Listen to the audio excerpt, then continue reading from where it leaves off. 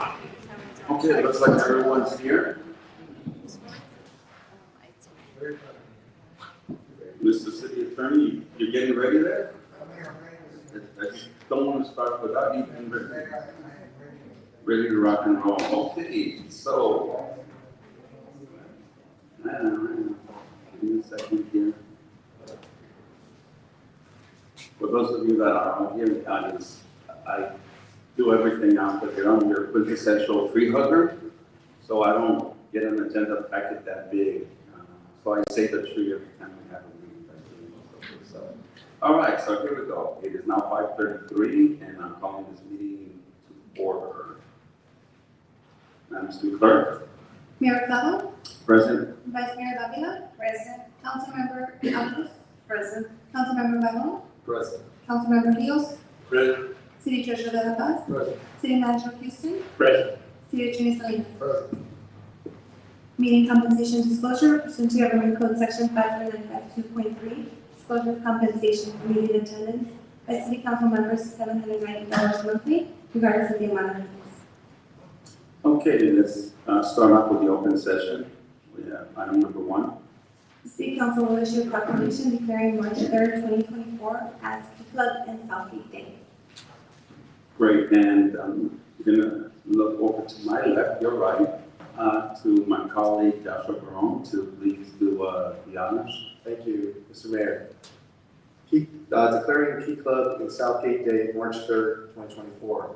Whereas the Southgate High School Key Club, which is sponsored by the Kiwanis Club of Southgate, will be celebrating 77th anniversary with a charter date of March 3rd, 1947, and is the oldest high school serving organization in Southgate. Whereas the Kiwanis Club of Southgate is also sponsoring the King Drew Magnet High School Key Club, Legacy High School Key Club, Southeast High School Key Club, and Bell High School Key Club. Whereas Key Club alumni, including past Southgate mayors, council members, doctors, attorneys, philanthropists, educators, and service leaders who have dedicated their time to creating a positive impact on the community. Whereas each member selflessly contributes their time, talent, and treasures to their community and school each year. Whereas Key Club International has over 250 high school students dedicated to serve the purpose, the children of the world, as well as their homes, schools, community, giving purpose to human and spiritual rather than the material values of life. Whereas the Key Club promotes the development of student leaders, positive role models, intellectual understanding, and cooperation and opportunities for fellowship, personal growth, and professional development.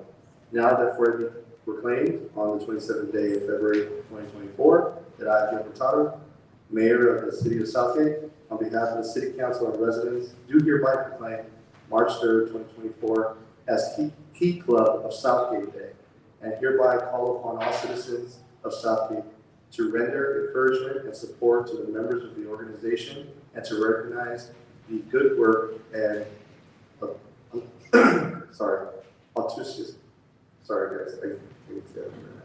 He's trying to get us to, he can read, by the way, and he's just having a difficult time. He was telling us about his throat issues, so he's trying to suck it through it. service for these 5 Key Clubs. Signed, Gilbert Sullivan.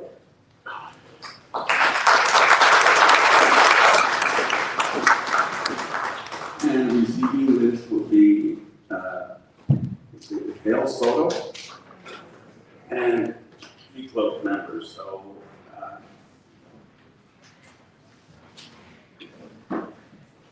yes, the mic is yours, and take it away. Good afternoon, Mayor, Vice Mayor, council members, city staff, city clerk, city treasurer. It's an honor. Thank you for acknowledging our Key Club. Again, my name is Jaime Soto with the Southgate Kiwanis Club. I'm the club president, and I'll have club members sitting behind me as well as some of our sponsored youth from some of our Key Club. And again, it's a great honor for us to receive this proclamation on behalf of the Key Clubbers, because the Key Club is a big instrumental organization that develops leaders and I'll let you have our clubbers introduce themselves and talk a little about Key Club. Thank you.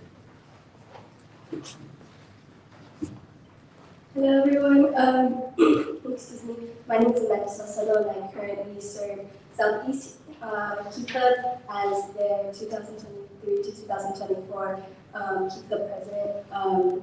So Key Club, I came about Key Club from a flyer around my locker, and I had no idea what it was. All I saw was that I was really good at college and I was able to get my required community hours for that year. And I saw as the school year went on, Key Club did have leadership roles, and I decided to go for it as a freshman. As a freshman, I started. I went ahead and went for elections for vice president. I didn't end up getting it, but that next Key Club term, I went ahead and went for president, which is where I am now. And at the ending of my freshman year, I ended up with 52 community service hours. So Key Club to me really changed the course of my life, and it changed a lot of how I look at things, and I was able to meet a lot of people. I was able to be a part of my community more because I had no idea how many events were going on in the city of Southgate. The only thing I really knew about before Key Club was the Christmas parade that happened yearly. So I really thank Key Club, and I really thank you guys for declaring March 3rd Key Club in Southgate Day for that reason, that it's helped me in my life, and it's really shown me a lot about myself and my school and my community and the world.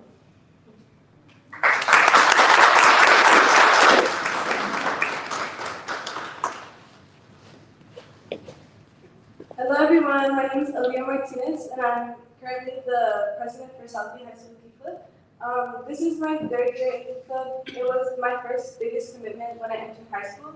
I joined my freshman year.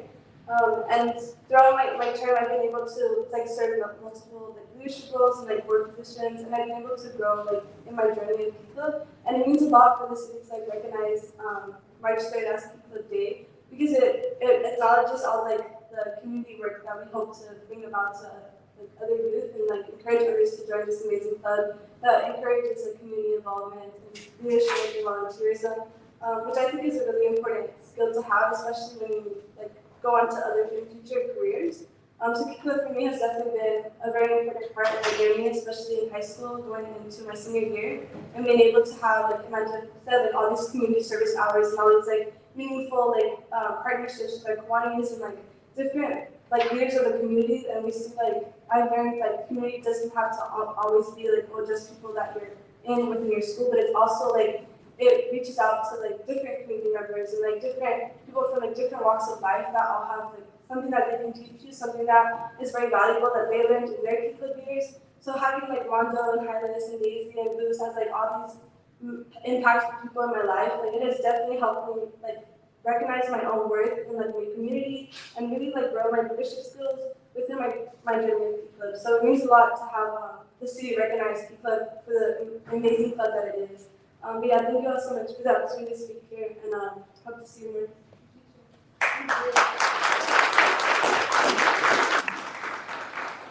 Okay, hello, my name is Sarah Cabrera. I am Southgate Key Club's 2023-2024 Vice President, and I'm also Division 13 West 2023-2024 Executive Assistant. And Key Club has really been very meaningful in my life. Looking back now, I'm on the senior right now, looking back on the beginning of high school, I was very shy, I was very timid, I didn't really have a lot of experience being involved with my community or being just a leader in general.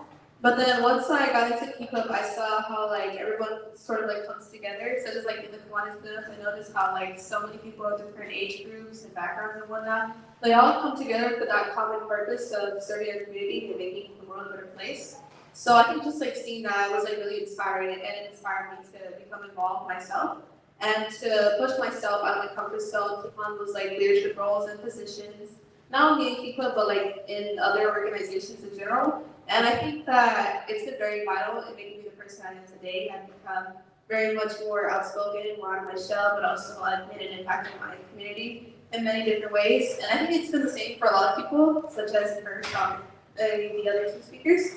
So I am very happy that Southgate, the city of Southgate is recognizing that by giving us our own day. So I would just like to say thank you for the honor, and I'm really happy that you guys decided to do this.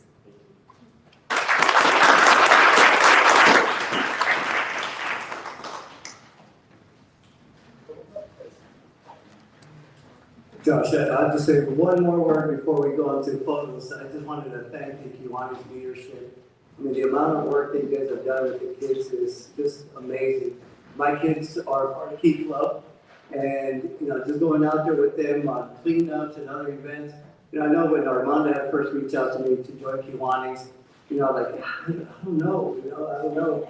But, you know, as I went out there in the community with the kids and really saw how you guys are mentoring those children, you know, that's what led me to join Kiwanis as well. So, you know, congratulations and keep up the amazing work with the children.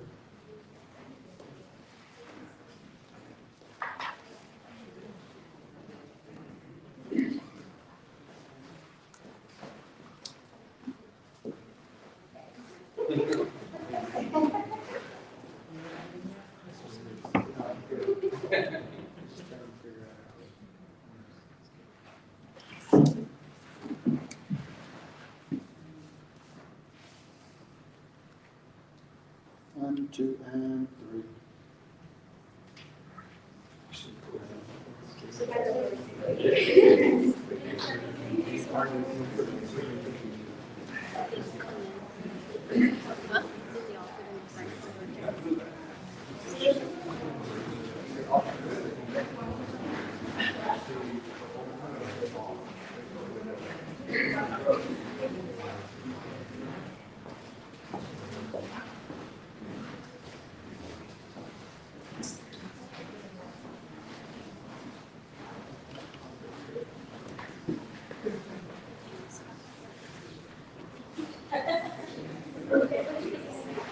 Okay, yes, and thank you folks for coming out. Yes, you from Kiwanis, you guys do an amazing job.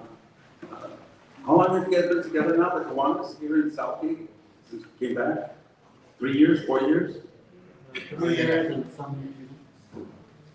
August 2020. Almost 4 years. All right, well, congratulations again. You guys are doing an amazing job. I'm glad you brought that back. I mean, we have other clubs here, but you guys have been extremely active. Great. And the community needs people like that all the time. If we could add, we also Okay, have. come to the mic, come to the mic. We don't allow yelling here. It makes us feel like we're at home. Hi, Armando Velasquez. Is it on? Armando Velasquez, Independence Avenue. Thank you very much for having us here, but we also have individuals who are alumni from previous years, from the 90s, some from the 2000s up on Zoom. I was hoping that they'd be allowed to maybe say a few words from their experience in Key Club dating all the way back to the 90s. I'm kidding, yes, always. Did I fool you on that one? Okay, so who's the person on Zoom? We'll go to the Zoom person first. Who's- If we can have that person raise their hand. Yeah, raise your hand. Zoom person.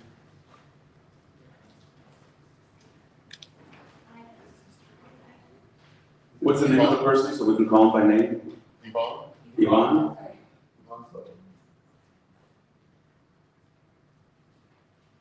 Yvonne. Call in on Yvonne.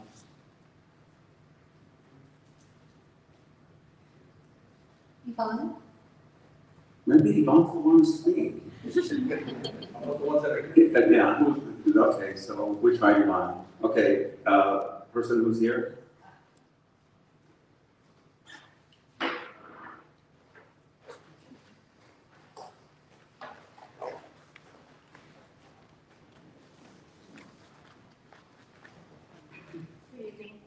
Hi, my name is Chrisanne Van Overbeck, and I used to live in Southgate all my life when I was a child. when I joined the Key Club in 1988. I was 14 years old, and it made a big impact on my life, being part of the community and giving, and not just taking, to be part of helping different age groups, whether it was in the hospitals, geriatric hospitals, children's hospitals, everywhere. Like even doing the really fun stuff like decorating the floats for the Rose Parade, cleaning up the trash around town or painting over graffiti art everywhere. Even helping out at the football games, volunteering and keeping score and all that stuff. So it was just, we were just always a part of so many different things, so many different aspects of the city, of the different youth and the adults. And I'm very, very proud to be part of Southgate and part of Key Club. And one day, who knows, maybe I'll be a co-man. Thank you very much.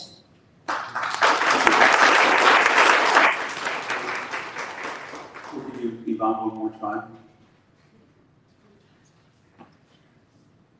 Yvonne, are you there? Yes, can you guys hear me? We can now, yes. Oh, yes? Rock on, you're on. Oh, okay. Hi, everybody. My name is Yvonne Soto. I was in Key Club and I was president for 2 years back in 2002, 2003. And I learned a lot from Key Club. Besides the leadership skills, I was also able to make good friendships and also networking is very important. Besides, I lived well and so good on my application for college. I went off to UCLA, but also the friendships that I made in those years are friends that I still have right now. So I really enjoy all the services that we were able to do. And besides that, it also sort of made like our own separate family as well. And so I'm really grateful on all the opportunities we got the chance to give back to the community. And now as an adult, that's what I'm trying to teach my kids as well. Just to stay kind of connected with the community and build our own families. Thank you. Thank you so much. And once again, thank you all for your commitment and your assistance here. It's very much appreciated by everyone. Okay, item number 2. City Council will issue a proclamation declaring the month of March 2024 as American Red Cross Month. And for this one, we have my colleague to that, Councilmember Alvarez. Thank you, Mayor, and again, once again, congratulations to all the Kiwanians and the Key Club. Why don't you stand up real quick so we can acknowledge all of the work you've been doing. You're very, very active club. Kiwanians and the Key Club, thank you. You've been talking to the city and doing all the good work in the community. I have the next proclamation. One of the fine organization that does a lot of good work in emergencies, the American Red Cross Month. I want to declare, actually the mayor declaring American Red Cross Month, March 2024. Whereas Carissa Brown Paulo Brown Barton, known as Clara, is one of the most honored women in American history who risked her life to bring supplies and support to soldiers in the field during the Civil War and is credited with founding the American Red Cross in 1881 at the age of 59 and led it for the next 23 years.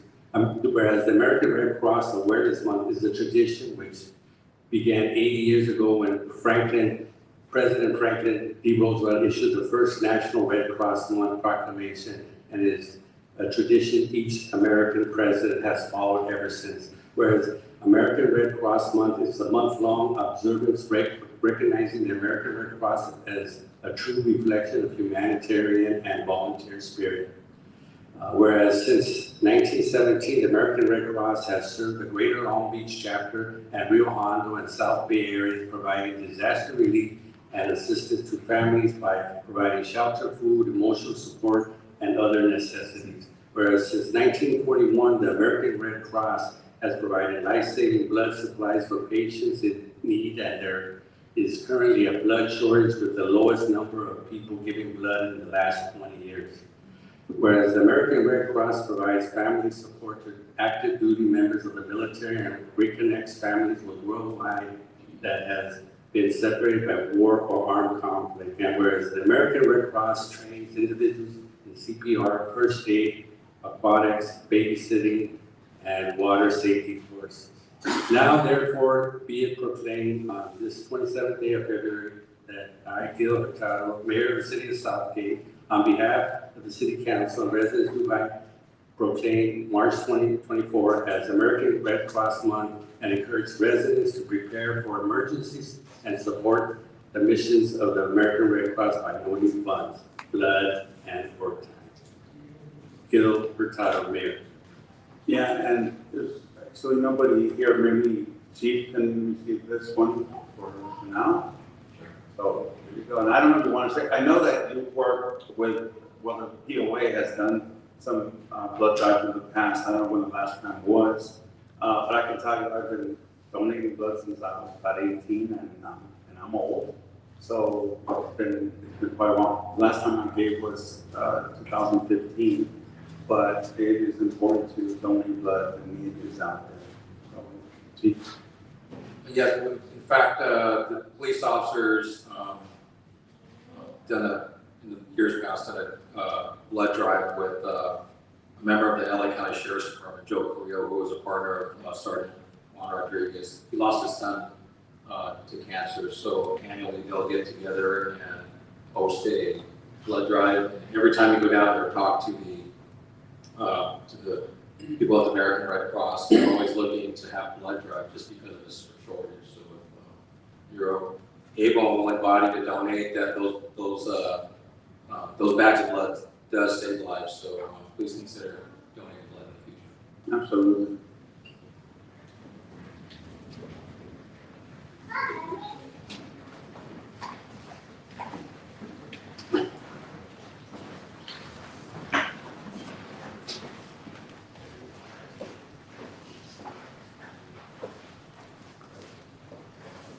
We're just trying to get our steps in, by the way.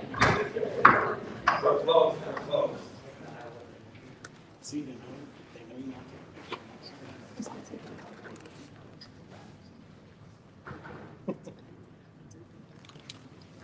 One more.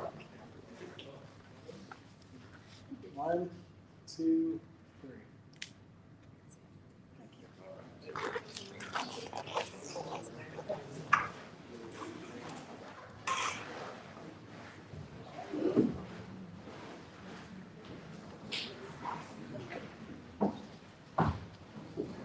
Okay, item number 3. The City Council will issue a proclamation declaring the month of March 2024 as Women's History Month. And this one will be by the Vice Mayor, Yolanda. Thank you, Mr. Mayor.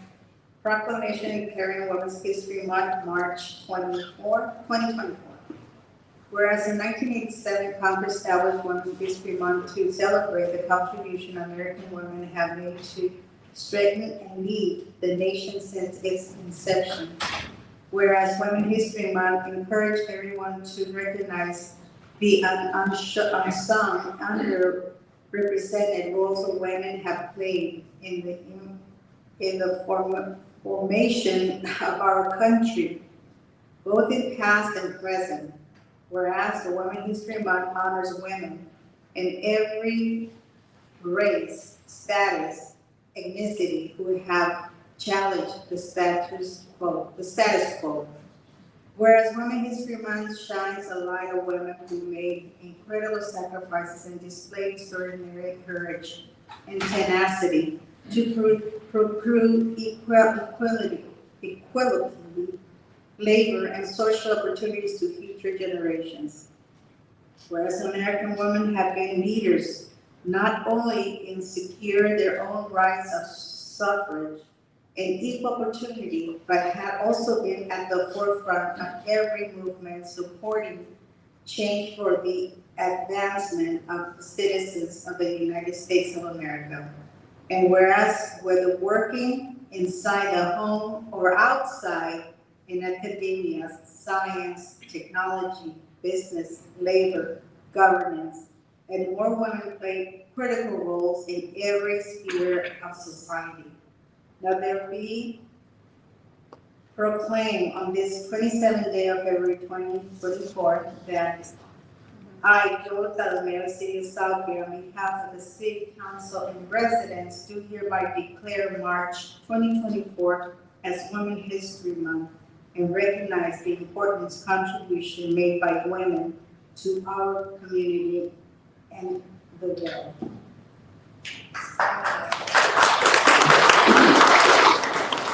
We're gonna be taking that. I will be taking this proclamation to the Women's Conference, which we'll be having in March. So, but for now, for the picture, I'm gonna ask every single woman who is here in this chamber to please come up, because we're gonna take a picture. Can the guys join me there? Absolutely, Just asking, I don't know. absolutely. And I think every woman who is here.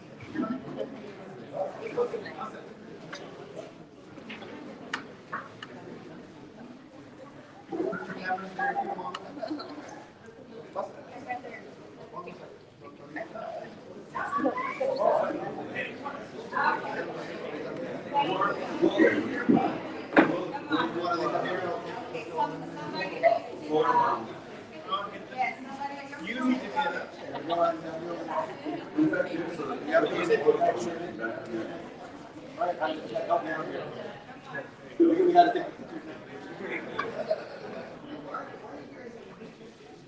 We're gonna stand up. That's all right. I see men like that.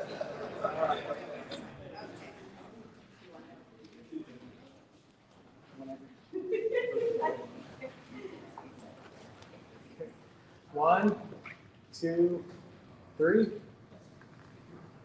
Thank you.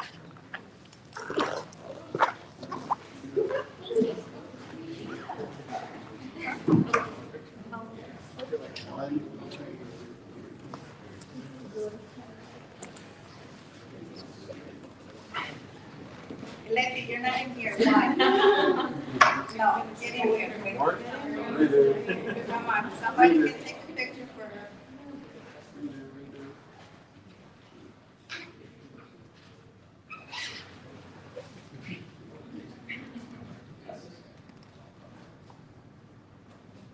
Thank you.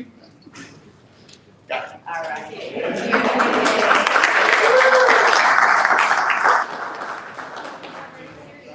Great job, great job.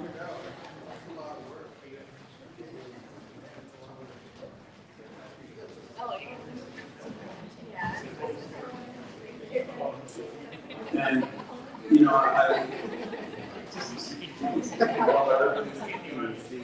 just have to say, I can tell you that, recently I had gone back to college, graduated in 2019, and I saw, in a lot of the classes, more women than men. And to me, it just seems so normal because, you know, I believe that women should have the opportunities as men do. I didn't even notice. In fact, one day I took we had like pictures and stuff, and I got home and my wife said, "Are you taking these classes on purpose because you're the only guy in that class?" I hadn't even noticed until she brought it to my attention because it did seem so normal. I coach girls softball at the high school, and my message to them is very simple, that you should have the same opportunities as men. Never, ever feel that you are less capable in anything. And I think that, you know, this council does support a lot of the women's programs. We support a lot of the programs that I know Maria Ladona is involved in, women's clubs and multicultural women's clubs. And, but it's the whole community. I think we embrace it. The leadership, Kiwanis, when they were females, again, it seems so normal. Many decades ago, that wouldn't be something. There was a time when we had, at least 3 female councilwomen here. And again, to some people, it was like an oddity, and to us, it was, no, they're just capable. So again, I'm glad that we're recognizing that tonight, so. We have to work for one time? Yeah. This was the only. In any case, well, thank you once again. Okay, Mr. Mayor, just doing a time check here, I know we have a closed session and city council regular meeting, so looking for guidance here. okay, we have one more item, the moment, and then, okay, here we go. Item number 4. City Council will issue a proclamation declaring March 6, 2024 as World Lymphedema Day. Mayor?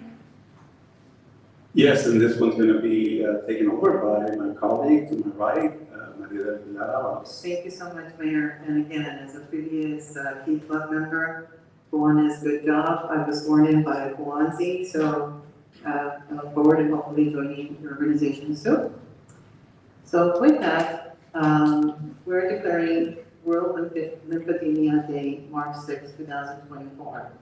Whereas in 2016, the United States Senate declared war on Lymphedema Day on March 6, and since then, it has been recognized worldwide. Whereas lymphedema is a long-term chronic condition that causes swelling of the body, tissues, and can affect any part of the body, but usually develops in the arms or legs. It develops when the lymphatic system does not work properly. Whereas lymphedema is a rare disease affecting 1 in 100,000 individuals. And secondly, lymphedema is the most common cause of a disease and affects approximately 1 in 1,000 Americans. Whereas cancer survivors are most susceptible to this condition. Up to 30% of women, again, talking about women, who survive breast cancer will get this debilitating disease, as well as prostate and ovarian cancer patients. Whereas veterans most commonly suffer from lymphedema because of the battle injury or trauma from surgery. In some cases, even children can be born with this disease. And whereas although there is no cure for lymphedema, there are new treatments developing, and research continues to find a cure for this disease.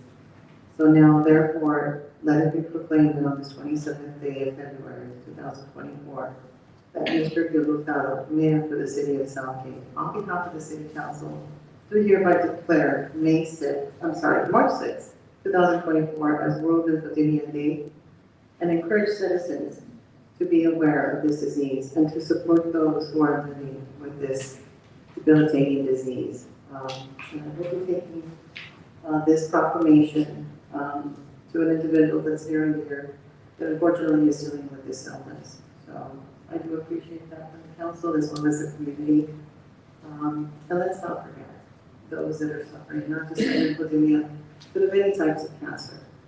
Because unfortunately, the area that we are in, a lot of our residents are dealing with different kinds of cancers at different levels.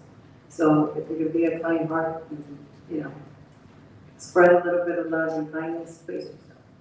Thank you. Thank you for reading that, and I guess at this point, I mean, we've taken enough pictures, but I guys want to move, let's just move on. So let's go to item number 5. City Council will consider receiving and filing the list of new and promoted full-time employees hired or promoted during January 2024.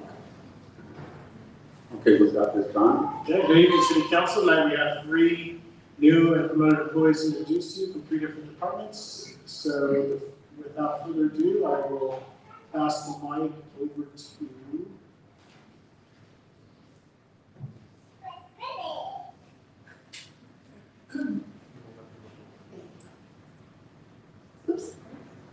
Yodi Glaze, our city clerk. Thank you. Council, it is my pleasure to introduce to you from my office, Ms. Evelyn McNeil. She has been working with the City of Southgate since May of 2023 as an honorary City Hall receptionist. She's been providing exceptional customer service to everyone coming into City Hall. She was promoted competitively to full-time City Hall receptionist in January 2024. Evelyn has a bachelor's degree in liberal studies from San Francisco State University. She began her career in teaching elementary school children, and in the process, she geared towards the administration aspect of her job, which led her to where she is today. Evelyn is a great example of somebody who is working with our city to progress her career by taking the necessary steps in doing so. We're very blessed and lucky to have her. She is a pleasure to work with and is a great addition to our team. On her spare time, she loves to go to Disneyland, attend music festivals, and most importantly, she spend time with her family, to include her 2-year-old Ellie. During my time with her, she has been extremely helpful, charismatic, kind, and always willing to do whatever it takes to get the job done. Evelyn, we thank you for your work, and we welcome you to the Southgate family.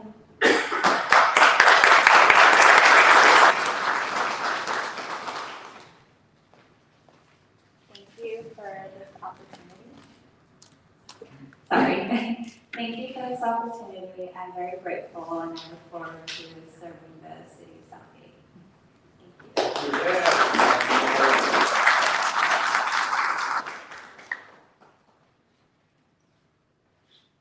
Looks like Parks and Rec, you're up. Good evening, council. Representative Solomon Lopez, he was hired as a recreation specialist for the Parks and Recreation Department in November of 2021. He was first tasked to oversee all of front counter staff, operations, memberships, and to streamline the process for efficiency. He succeeded with flying colors. Solomon also had the great challenge of learning multiple registration software systems at the same time, as it was hired during the transitional period of switching from the E-Track to Civic registration. Needless to say, he was instrumental in implementation to the public.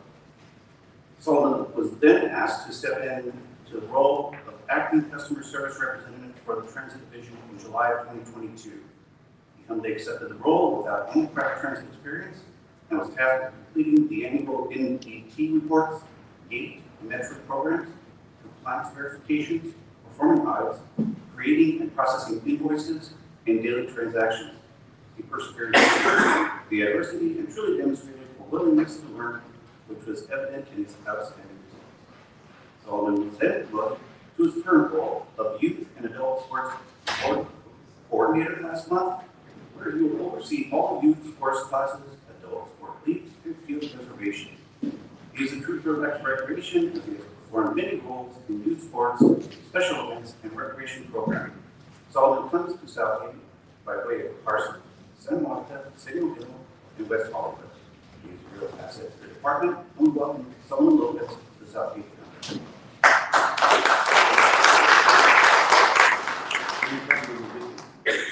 I'm sorry, he's at the training center. Oh, okay, well, still, welcome to Solomon Lopez. Okay. Next one is with our Public Works Department. Yes, as Mayor and council members, I'm pleased to introduce Mr. Julio Bedoya, who began employment with the city in January of 2024. He was hired as an electrician 1, where he will be helping the electrical division on very important duties like maintaining street lights or traffic signals and what have you. Julio has 3 years of professional experience in electrical installation and repair. And on his free time, he enjoys playing volleyball, hiking, and skating. Please help me welcome Mr. Julio Bedoya.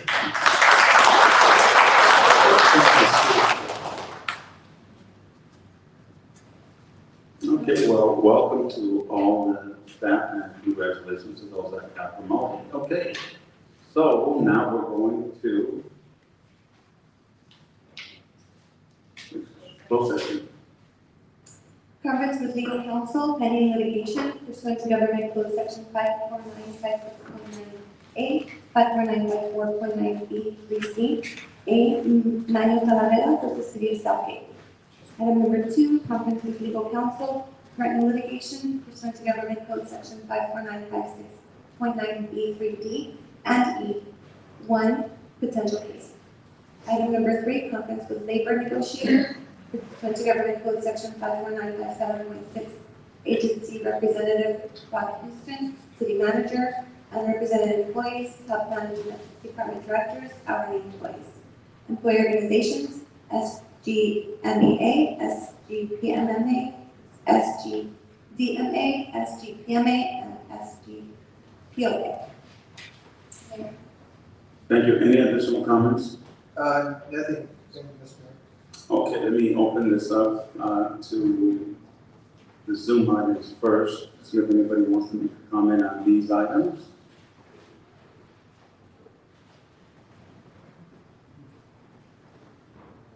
I see none. Seeing no one, I'm closing Zoom portion. Anybody here in the audience wants to discuss anything on these items? Okay, seeing no one, I'm close that portion. So we're gonna now go into closed session and we will be back.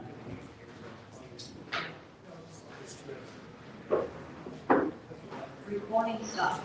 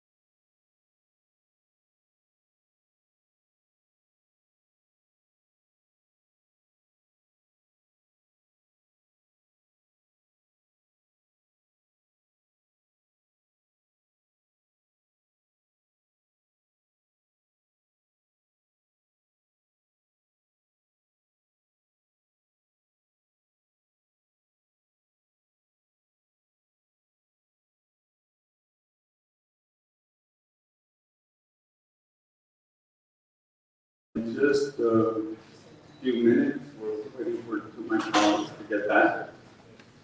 In the meantime, you say hello to Wendy, I didn't see Wendy as well.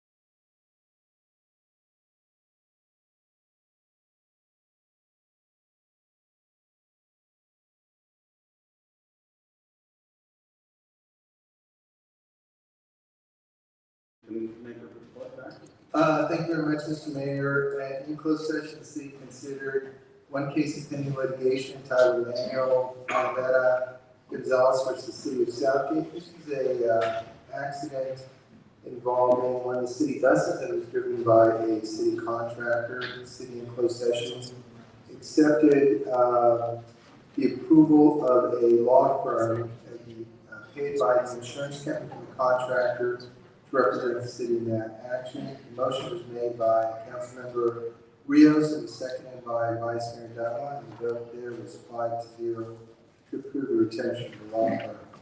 Item number 2, conference with council threat litigation. City council received a presentation by the city attorney regarding a potential case of litigation against the city. City agreed to enter into a tolling agreement to continue to stay that litigation. This is an agreement that has been executed previously by the city and required an extension of time. The motion to approve the agreement was made by Vice Mayor Dava. It was seconded by Councilmember Rios, and the vote there was 5-0. The council also met and had a conference with the labor negotiator. In this case, the labor negotiator is our city manager, Rob Houston.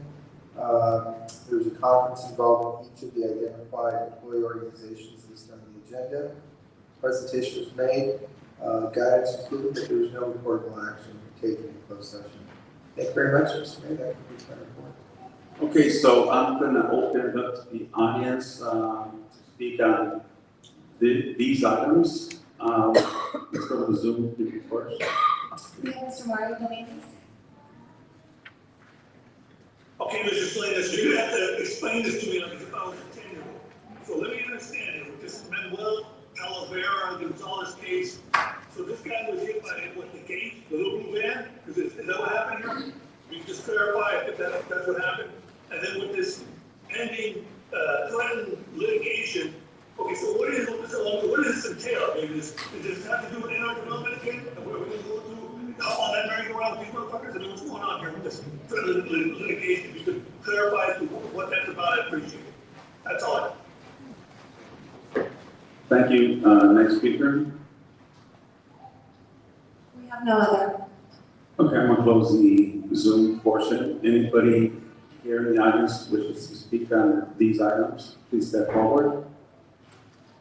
Okay, see no one step forward, I'm gonna close the items portion. Okay, so I'll entertain a motion to adjourn. We have a motion, and a second, and there's no opposition. Let me know when you're ready for the regular meeting.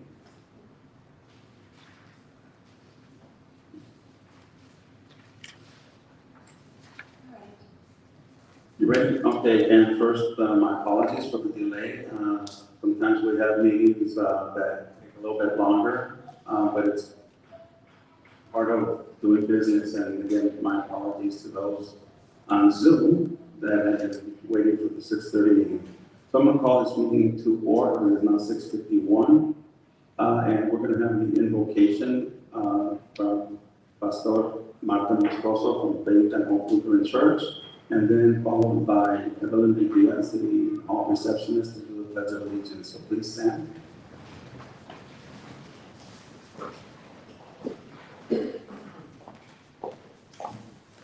with the name council members. Let us pray. God of justice and mercy, thank you for the gift of life and the opportunity to serve the people of our city. Lord, we pray for this council meeting tonight. Give them wisdom and guidance as they deliver it on the items before them. May every decision be righteous in your sight, for our benefit and for your glory. In your holy name we pray. Amen. Amen. Place your right hand over your heart. Ready? Begin. I pledge allegiance to the flag of the United States of America and to the republic for which it stands, one nation, under God, indivisible, with liberty and justice for all. Okay, before you announce the roll call, Maria, would you mind? Yes, thank you, Mr. Mayor. We have the Spanish translation. Si hay personas que necesitan traducción en español, por favor mantengan su mano arriba y se les dará la luz. Okay, Madam City Clerk, roll call please. Thank you, Mayor. Mayor Cabo, Present. Vice Mayor Davila, Present. Councilmember Avalos, Present. Councilmember Barron, Present. Councilmember Rios, City Treasurer De La Paz, Present. City Manager Houston, Present. City Attorney Salinas. Present. Meeting compensation disclosure pursuant to Government Code Section 54952.3, disclosure of compensation for meeting attendance by city council members, $790 monthly regardless of the amount of meetings. Thank you, Madam City Clerk. At this time, we have no public hearing, so we're going to go to comments from the audience at this time. Members of the community can speak on anything that's not on the agenda. They have 3 minutes. And we're going to go to the Zoom audience first. We have Mr. Mario Dominguez. Okay, I'm not happy with our council members, I'm not happy with any one of you. You know, I had a meeting last week with the deputy of Janice Hans to pitch the 2 projects that fell along with on the website called GoRiver.org. It was the Southern Avenue Connector, and the other one was the Silver Bridge Park. And, you know, twice, our council members have failed me in trying to blast these 2 projects and get them off the ground here. And you know, I went in that meeting, bare-ass naked, with nothing to offer these people. And the one thing that I asked for the council members was to submit an email and for it to be a letter of support and endorsement for these 2 projects. And you lazy ass motherfuckers couldn't even do this. You couldn't even do this. You know, you had 2 years to decide whether or not you want to move forward with these 2 projects. Hell, you had 2 years to decide whether or not you even like these 2 projects. Sean Kearns and I handed over these 2 projects on a platter to Southgate, and what did you do? Nothing, not a goddamn thing to help move these 2 projects forward and getting them, getting the county board of supervisors to get them prioritized.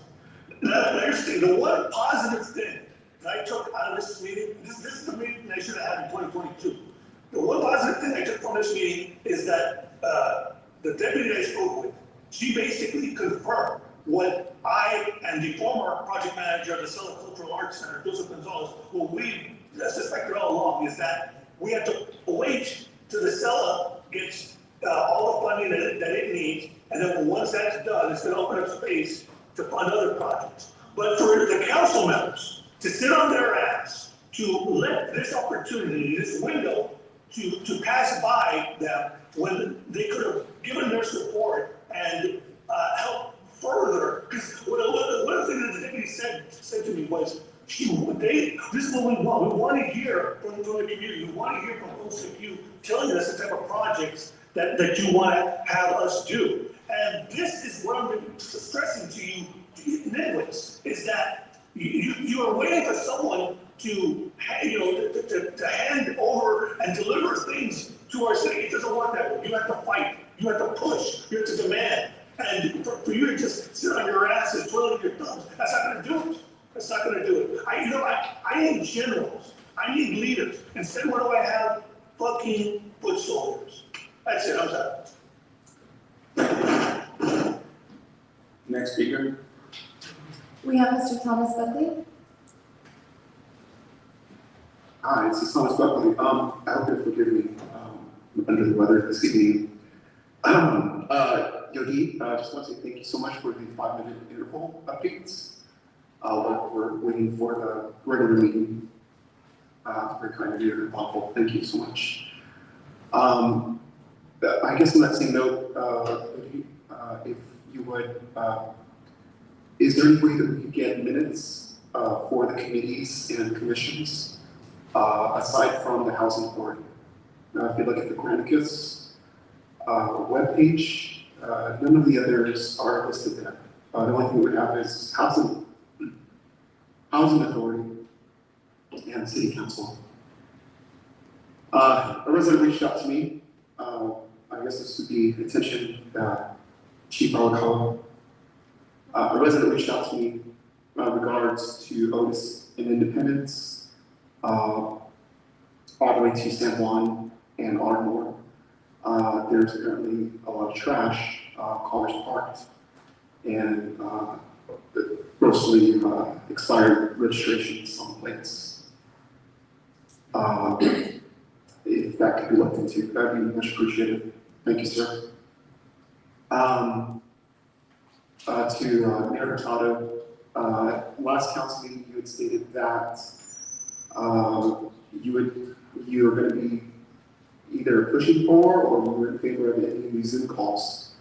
I don't think that would do our community a service. I think it would be a disservice to our community.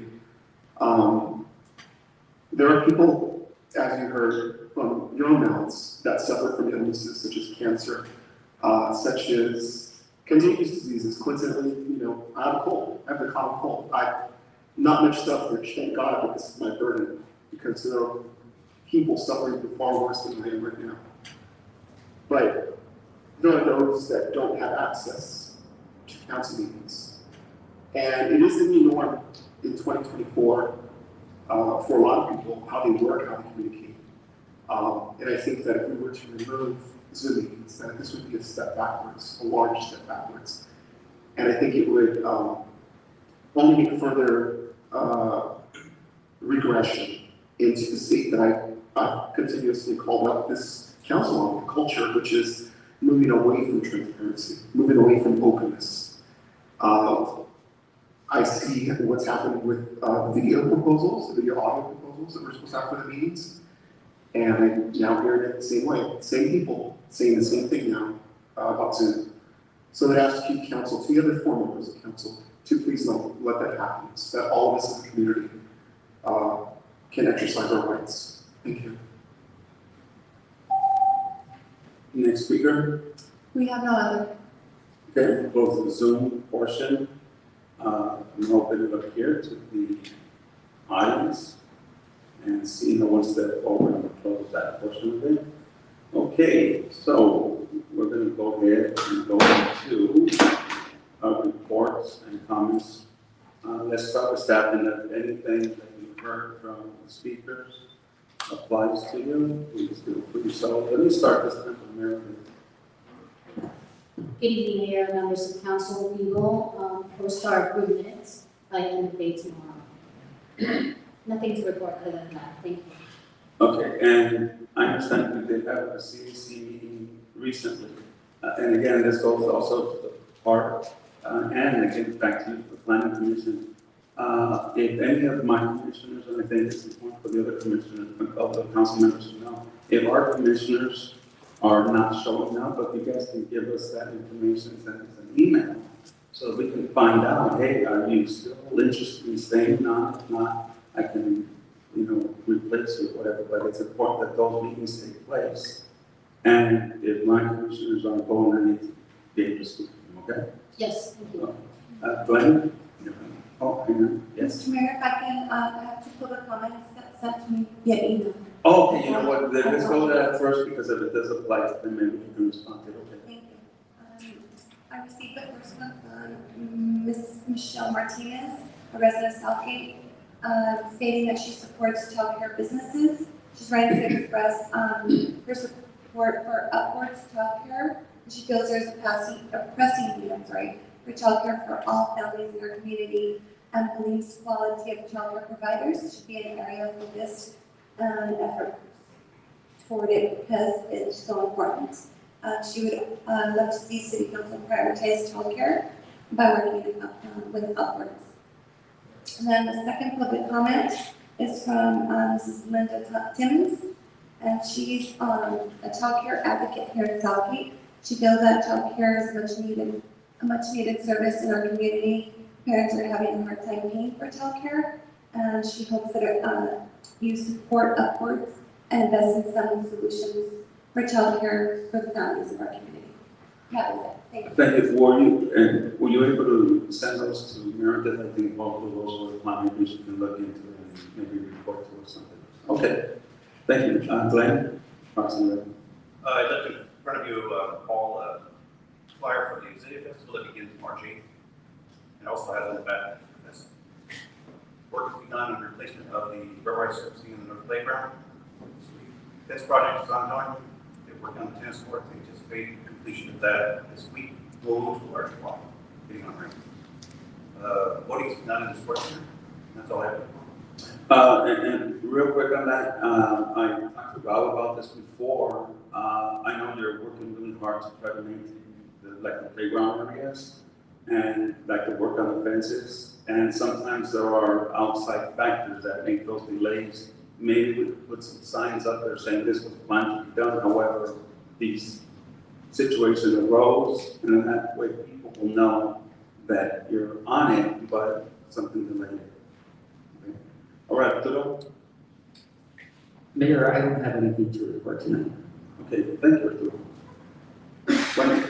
Good evening, Mayor. I just want to report from last Thursday, we had the Live Up event at the City Hall. And so we did receive 28 residents, and out of 28 residents, 20 were approved on the spot. So we're going to have one last event on March 21st before the program expires from the Long Beach Community Action Partnership. That's their credit program. So they are encouraging residents to still come out, they're asking for the larger bills to come out and just get them resolved on the spot on March 21st. It'll be from 9 a.m. to 2 p.m. That's all. Thank you. And we did have an event that was canceled at the last moment by then. Correct. When we put the announcement that it was canceled, that's all we did. We said it was canceled. If we could put a little bit more information so people understand why it was canceled, because it would just raise questions as to, wait a minute, we're waiting for this, it's the day before, and you guys are canceling it now, and they could at least understand why it was canceled. Understood. Okay, thank you. John? Good evening, Council. Just wanted to let you know we have some exciting opportunities available here for folks who are interested in employment with the city. I was just encouraging you to go to cityofsouthgate.org, hit on the jobs tab. And in administrative services, we're looking for a full-time senior accountant or accountant. Hot on the presses tonight is management analyst in community development. It's posted as well. In Parks and Rec, we have 3 great hourly positions. We're looking for a Rec Leader 3 personal trainer. We're looking for a lifeguard and a Rec Leader 2 for grounds. Public Works has some exciting opportunities. We're looking for a full-time journey electrician. And also in the engineering side is a Public Works senior management analyst. And last but not least, in our police department, some exciting opportunities. Of course, we're always recruiting for good folks to become police officers. Recruits will put you through the academy, and for recruits and brand new officers, it's a $15,000 or $15,000 hiring bonus. For laterals, $20,000. But we also are looking for a civilian custody officer, full-time, community service officer, full-time, and we're also looking for a senior administrative analyst. So kind of a variety for anybody out there interested in providing an opportunity for you. Excellent. Thank you. Darren? So on that front, tomorrow I'll be swearing in 3 police recruits, thankfully, because we're not even out of the first 2 months of the year, but I've lost 3 officers to other departments in 3 weeks. So I'm swearing in 3 tomorrow. We'll have 4 going into the police academy class at the end of March. And then it looks like we might have another 4 or 5 police officers going to the following. So we're making progress on the hiring again, we're very selective on who we pick. We gotta make sure we have the right fit. So we're looking pretty good on that front. And then this Friday, I have a meeting with Senator Linda Gonzalez in Long Beach. She had reached out to discuss some of the retail theft in the southeast area. And I was most recently contacted by the sheriff last week, and he provided some pieces of legislation that he was supporting, asked LA County chiefs to look at them, and I think we're on the same page. So after I meet with Senator Gonzalez on Friday, we're gonna ask for what we can do to help the organized retail theft and the fentanyl crisis, because there's two key pieces of legislation that we would like to see pushed through from the LA County Chief's perspective. And then next Wednesday, I'll be up in Sacramento at Legislative Summit, and I'm asked to speak to Blanca Pacheco, who's also pushing some legislation on organized retail theft. So the goal is for our voice to be heard on how we need to push some of this legislation to really start impacting retail theft. And as you'll see as I give the presentation on the crime stats, how important that is, at least in our community, because our thefts have gone up for retail theft. Other than that, that's it. Thank you. And just to let you know, I'd like to see at some point information on the Explorers program. I know that Captain Peoples is no longer here, but I do have a couple of girls from the softball team that are very much interested in trying to get in, so I'd like to get an update on that. Okay, here we go. Rob? Thank you, Council. We've had discussions already this evening talking about transparency and ensuring that the community has ways to engage with the council and the decisions being made. And I was providing an update that in the time I've been here, I've been looking at options for the city as to the best ways to have the council meeting be available to the public. I was able to also do some study of surrounding communities, having come from outside the South LA area. I've noticed many cities elsewhere have moved back to the pre-COVID model without Zoom, but where everyone's in person again. The council members are back, the community's back in the chamber. So with that, I've looked at also the options available for video service, which the city has never had. And there was a discussion that I was made aware of prior to my coming here, which looked at video options, which I think in general were thought of as a great idea, but the cost was very prohibitive. With some extra study and some pilot project learning we've seen from our treasurer Jose and the model that he's brought to the councils with putting his own equipment here. And we've done some testing with our own city equipment, which we're actually showcasing tonight. And I've also got pricing, and so I will be moving forward with the installation of video equipment in the city chambers to allow video to now be the standard. That can be installed, secured and installed for less than $15,000, one-time fee. This would be very cost effective. This would add a new channel to the city. This would have live streaming, so instead of just audio, you'd be able to hear audio and visual. It would be recorded on the city's YouTube channel, so you could see meetings at any time in the future. It also would not require city staff. People aren't aware right now that our Zoom model requires a professional Zoom license that costs us $7,000 a year. That license is up for renewal right now. So I'd like to not renew that.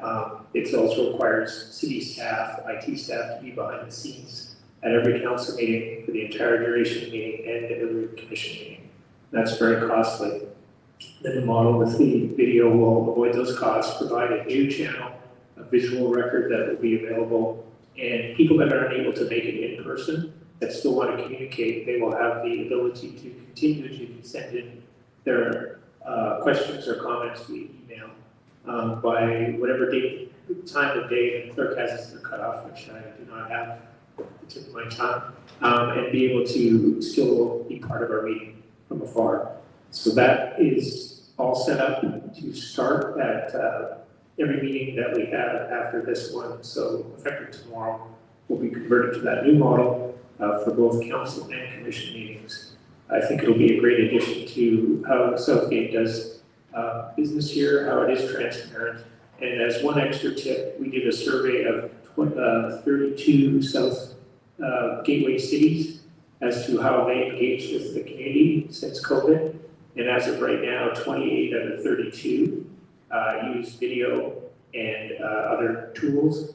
Only 4 are left that still use Zoom.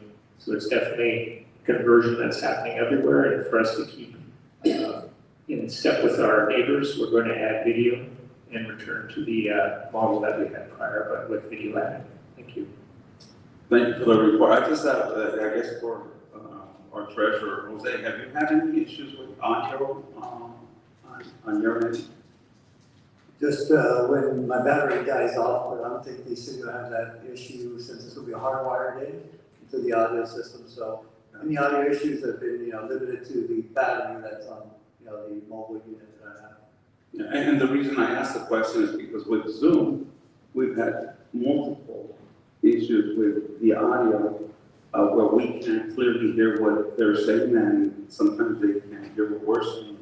And we've had the other issues as well where the whole system goes down and we have to wait and risk canceling the rest of the meeting or postponing it for some other day because of how it's not, a fail-safe kind of system. Okay, Mr. Salinas, you're up to bat. Thank you very much, Mr. Mayor, nothing at this time. Thank you. Madam City Clerk? Thank you, Mayor. We're just working on elections. Just a reminder for everyone listening, coming Tuesday, March 5th, is our primary elections. Vote centers that we have available will be open from 7 to 8 p.m.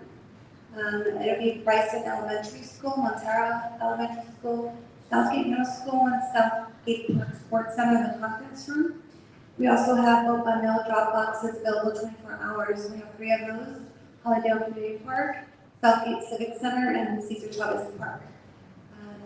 Also, just to comment on the caller regarding the minutes for the different commissions and committees, I will reach out to management who oversees those commissions committees. And thank you very much for letting us know about the minutes. Thank you. Mr. Treasurer, Jose de la Paz. Well, I am pleased to hear that there's video streaming capabilities coming to our city. It's going to be a great way for our community to continue to, stay connected with, the council and their elected officials. The cost is right in line with what I anticipated last year, so I think I had, put together an email that indicated $14,000 roughly would be the cost, and the bulk of it would be the wiring, and that's exactly what I think the cost will land as we move forward with that option. We're back to business as usual. I'm pleased to see that COVID has subsided and our community is coming back out into the events that we've held across the city during the centennial. And I'm excited to see hopefully folks coming back into our council chambers and engaging directly with our elected officials. And with that said, there's nothing else to report. Thank you.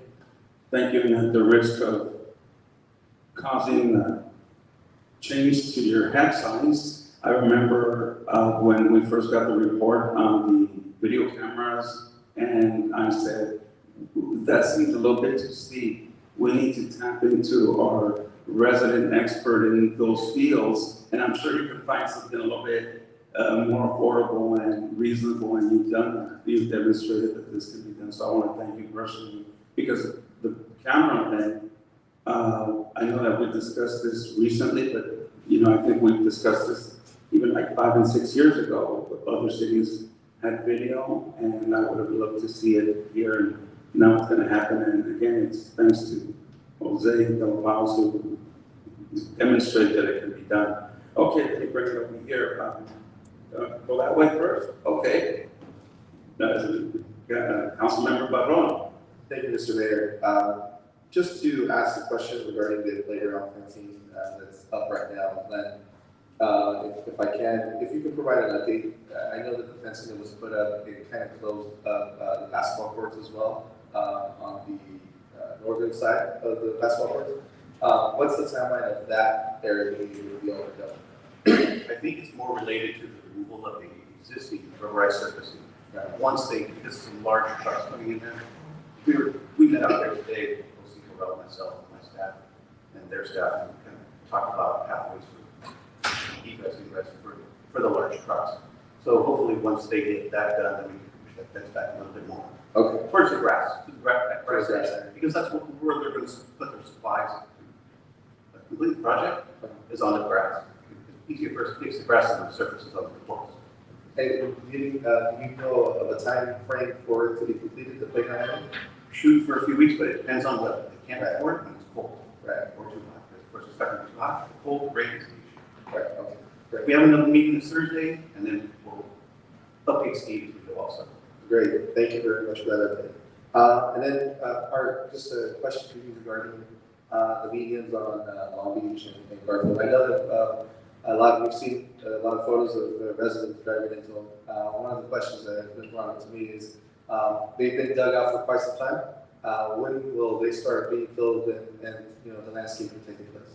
Yes, so I don't have that exact schedule at this time, but I will provide an update after tonight and make sure it's up on the city's website as well for the general public. But the chief did bring this issue to my attention today, so we're gonna look at adding more traffic control in the meantime. Thank you. And I do see that we did go out and put a little more the apron and some signage in areas where it's coming out of an intersection, so it's a little more visible. So I appreciate that. I know that a lot of residents were requesting that as well, so appreciate that as well. And then, Art, also with you, I know I met with one of the city council members in the city of Whittier regarding their, I believe it's called their Greenway Trail. And the main reason was I wanted to see their solar lights that they use to light up the entire trail. And they also use it for some streets that lead up to the trail there. And it got me to think, if we would ever consider converting some of our street lights, because I know the majority of our main highways have already been converted to the LED light. But we have a lot of our residential streets that are having issues where the lights going down, electricity grid is a lot older than it should be. If maybe considering getting an upgrade in that whole light system to a solar system, would that be a possibility? So right now, that's a good question. Right now, we're working on a study to see what is feasible and all of the options that are available in the industry. And solar is something that we're going to be considering as well. The challenge with solar is that we're not finding cities that have implemented solar area-wide, city-wide as a solution. If we're the first city out the chute and something goes wrong, then it's a big deal. What we're finding with solar technology is that it's more limited to things like parking lots or trails or what have you, where it works well, particularly because you don't have to run additional infrastructure. But solar is something that we've looked at before and we've just shied away from because it's just not been a proven technology for streetlights. But we will certainly bring more information to the council when the study is completed, which should be within the next month or two. Yeah, and I know that the Senator Lina Gonzalez also is pushing for a large initiative to make cities greener, and where you would get state funding for these type of projects. I just think it's a good thing to look into and to try to create a test environment where we can say, hey, let's pick a street, let's see how it works. It creates an opportunity where I think we can make a decent investment into solar energy. Yes, certainly we'll look into that. Thank you. And then just a reminder for our residents, we're still taking signups at the Junior Athletic Association for baseball and softball. But beyond the signups, we are in need of coaching. The number of teams that we're allowed to sign up is really dependent on the number of coaches we get, right? So if we get enough coaches, we'll add another team to the list. So if you know anybody out there who wants to take on a team and really give back to the community in a way that I think has been very beneficial for me personally. I started coaching at the Junior Athletic Association actually when I was 16 years old. Gil was my sponsor at the time, and he signed me up to coach a basketball team at the time. And I was 16, I was able to do it. It was a lot of fun, and kept coaching all the way until I had my daughter, and then I coached them all the way through. So it's a great way to give back to the community. I'm a strong advocate for our youth sports, And I really think it's a great way to do that. So if you want to be a coach, please come to the park and to the JA office there with us. But that's all I have. Thank you, Councilman. Thank you, Mayor. Briefly, a few things. Meredith, where are we at? The commissions, are they having quorum? Are they meeting quorum? Or, because I want to get a mic. Yes, we actually have, we had 12 attend our last meeting, so, I'm sorry, we had 9 attend our last meeting, and currently we have 12 active members. So you don't have a quorum? No, well, we did, because we have 12 active members, we were able to have a quorum, yes. But we still do need, From us. Okay. appointees if you want to fill the 20 positions. And then I noticed that we got 2 letters regarding child care, early care, education. I think that's important. I know the speaker was talking about early, he's going to have a study done because he's trying to have a legislation for young ones and seniors. There's a big issue with isolation of seniors also. So we'll hear about that more. But early care, if we can find out to know what our parents needing.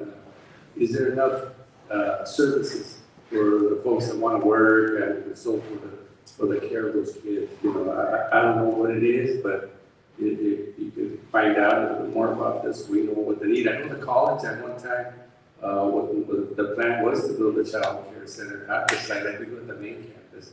And so I know that's something that if we could find out a little bit more about this, so we could see how we could advocate for that, and work with the other child care providers in the area in regards to making that happen. The senior part, this body here approved the senior commission. So maybe it's time we start thinking about actively all of us assigning somebody to the senior commission so we can hear from them what kinds of programs and services that they want to implement or foster. I think that's important. Seniors, I know the parks does a lot of things with seniors, but I think it's important. A lot of seniors are, they're still young when they're retired, they're still vibrant, they still have ideas, life experience, and I think they could add to that conversation in terms of what kind of programs, activities they would want nowadays. So hopefully we can do that. We can all start thinking about finding who would be a good commissioner to serve on that body. So, and then, I just, Arturo, I'm a tree guy. I believe in the canopy, and that's what gives back to our community. I know that some of the concern about, but I see a lot of trees along Long Beach cut down, big trees, and I just wonder about the streets. And I know we have an aggressive campaign out there because some of them are pretty old, some of the trees along with the city, but just can we get a number, an idea? Because I see a lot of places where it kind of hurts my soul when I see just, that the trees are being cut down like that. And so it just to get a little handle of what's going on out there, because it does limit the value of our community too. I think not having this canopy out there. Other communities have a lot of trees, and that's what gives it value, I think. So just something to think about in that regard. Yeah, absolutely. I can provide a really quick update. With regards to what's going on Long Beach, we did an assessment of those trees. And now that we're working on the project, was the appropriate time to remove all those trees that have issues. So there are some trees that are being removed on Long Beach, and then we're planting new trees. There's also the hazardous tree assessment that we did, under which we're removing trees. That's just not optional. They're large, they're deficient, they're diseased, and so they're having to be removed. But we're also working with the tree people. The tree people are going to plant 1,200 trees here, but then possibly complete the work possibly within the next year. Today, we planted over 500 trees. So on one end, yes, we are removing trees, and unfortunately, it's trees that can no longer stay up, but we are planting new trees as well. Thank you. And then finally, I just want to say, everybody, do your civic duty. That's a week away from voting, so start looking at running and everything else and get involved. Yeah, the only funny thing I found is I know that when Councilmember Rios mentions seniors, he says they, and when when I say it, I say we, and I believe you're a little bit older than me, though, right? So, just an observation, there's no shot, I mean, I know where I'm at. In any case, Councilwoman, So I just want to ask a follow-up question to what Josh brought forward in his comments. I thought if you could answer the question of what is the lifetime of the solar lights, because I know it has a lifespan, because once the sun hits it, it immediately begins to deteriorate, slowly, but it deteriorates. What is the lifetime of the shot light of the solar light? Yeah, I'm gonna know more after the study is completed. I just got a text after the question was asked that I'm gonna have a memo in place within about a couple of weeks. So once I have that, I'll be able to answer the question. In terms of the life of lighting really depends on the different technologies or what have you and what you invest in, but there is a life to those. And so when we're making decisions and recommendations to council, we will look at what is the investment, what is the life of that, or what have you, of all of the different options so that we can make a recommendation and the council can make some decisions, but we will have that information. Thank you. So with that, I've been battling with this dilemma since the last council meeting. And I think I owe my community, our community, an apology. Let me give some context in regards to why I feel this way. In the last council meeting, we had nurses that came in and said, hey, 9 of us were terminated. It was an election, it was a power. So when any of us decides to go to the doctor or to go to the hospital, who do we rely on to be there for us? Not so much the doctors, but the nurses. So when the nurses are being asked by their corporate employers to break the law, I ask the question, who does it fall on? Who does it fall on? Now, I believe all of us have worked on this in certain professions. And nursing, I think, is one of those that has the burden as well as others. It's just to do that. But though I supported them, I asked myself, how many community members have lost their lives because they were in the hands of these nurses that followed the directive of their corporate employers? Where does that leave our community members? Who's going to make those heads right? So that's my issue that I've been grappling with, because to me it's more of a run. But I've been honestly in my professional level to break certain rules, and I refuse. And I know I'm not the only one on this council. I would much rather step away and let go of the financial gain than to know that I caused harm to another human being. Because I was asked to follow certain protocols that I know for a fact it goes against protocol, it goes against the human being's life. So that's why I need to apologize to my community, because I don't think that at the time I took that into consideration. I had the opportunity to be up in Sacramento this past week representing vector control.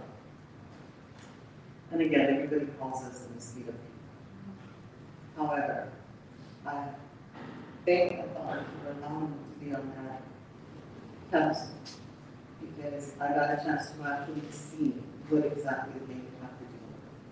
So the purpose was the legislative, actually going out there and asking legislators to support any new legislation that has to do with mosquitoes, specifically the vaults where the electricity is being housed, of how quickly these mosquitoes multiply, not to mention the Aedes mosquitoes, which are probably one of the most dangerous mosquitoes that we have now in California, where they will lay their eggs separately.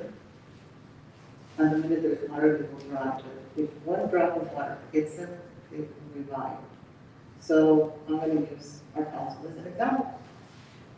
One of my colleagues has malaria dengue. That mosquito bites it. The only mosquitoes that bite are the females to make those eggs. those eggs are not infested with that illness. They can pass it on to our community. So it's more of a public health hazard for me, that I think that's why I'm embracing it. Because we need to educate our legislators and let them know this is how dangerous this little insect could be to the public. The second one was obviously to advocate for the funding to stay for CalServe.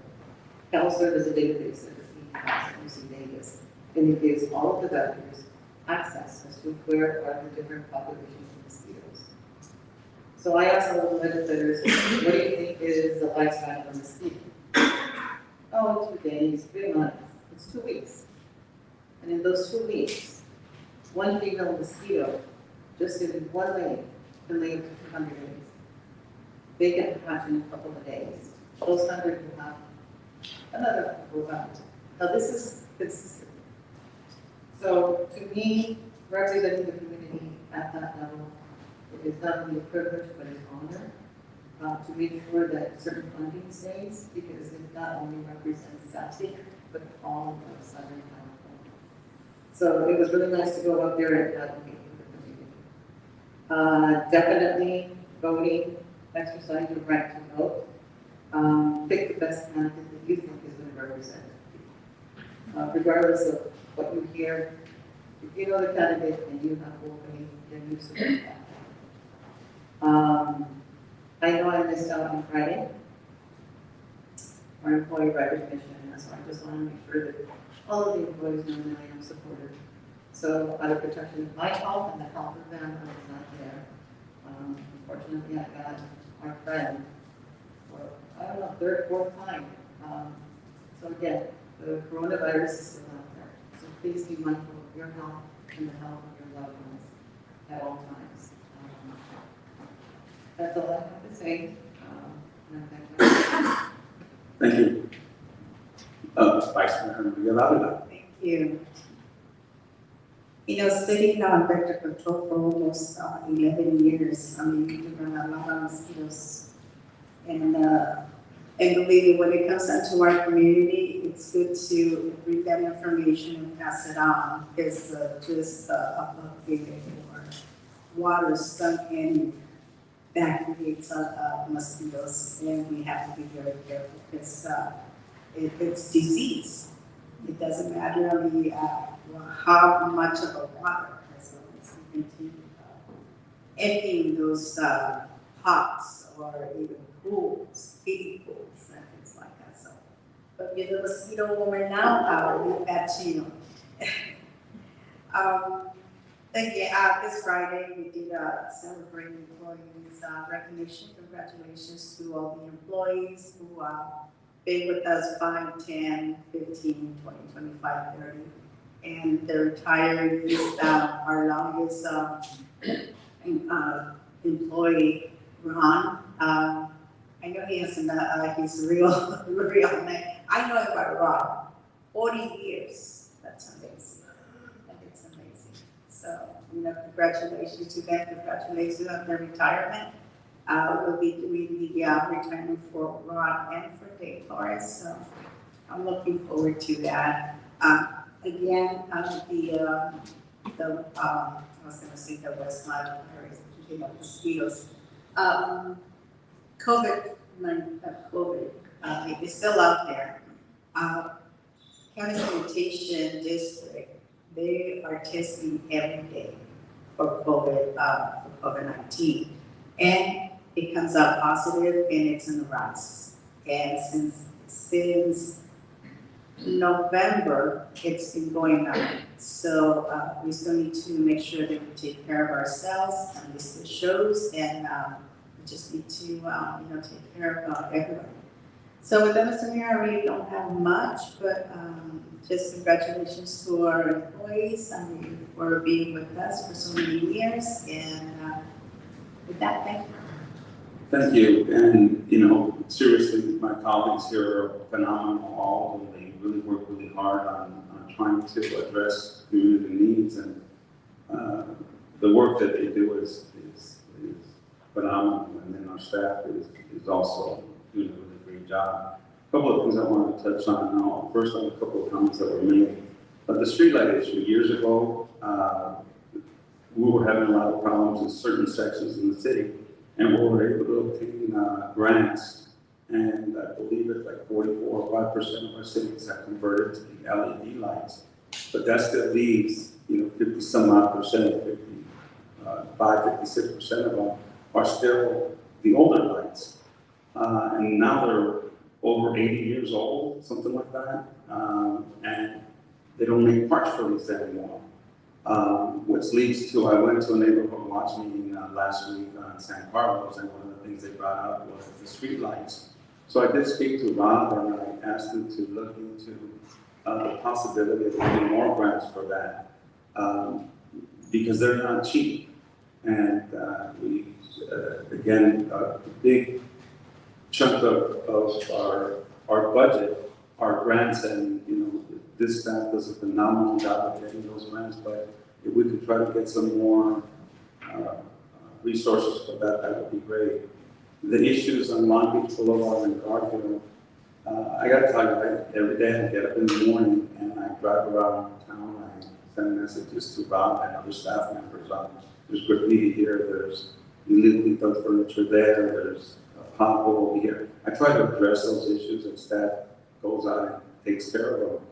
But one of the things that I found on both Long Beach and Garfield, and I'm driving at the speed limit, as a lot of the vehicles out there are doing that, you still have these other vehicles that are going at 55, 56, they're going fast. It looks like we're stopped and they're just zooming by.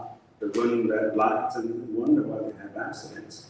And again, I asked Ron if we can take a look at all the accidents that have occurred in those areas and see what caused it, so that maybe we can find some way to prevent it. But accidents, I mean, when you hit something, you kind of ask yourself, were they distracted or what? But I see a lot of people who are not crashing. Just a few, but those are the ones that are highlighted. Okay, I talked about the neighborhood watch. I want to thank our staff for continuing to be out there with the community and trying to listen to their concerns. And Sean does a very good job of letting us know. I try to go home, but sometimes I can't. I missed a couple because of other meetings that I have. But again, I really appreciate the efforts that Sean and the rest of the South PPD is doing in making those meetings go. You didn't mention the Chinese New Year event that we went to, but that was pretty exciting to see. Well, let me tell you, the children were phenomenal doing the kung fu things, and pretty impressive. I can't do two-handed flips, and these little kids are doing it with one hand, and they got something else in the other hand. It's rather wild. But it was the first annual Chinese New Year event that took place over at El Paseo. And when they said it was the first annual, I'm kind of hoping to continue with it, because there were a lot of people that really enjoyed that. This week, I guess, is Read Across America. And today I went to Kid Corazon Academy, and those children were something really special. Never been surrounded by 570 some odd kids as I'm reading, and so it was pretty fun. And I told them, man, please don't laugh, but one of my favorite books was Green Eggs and Ham.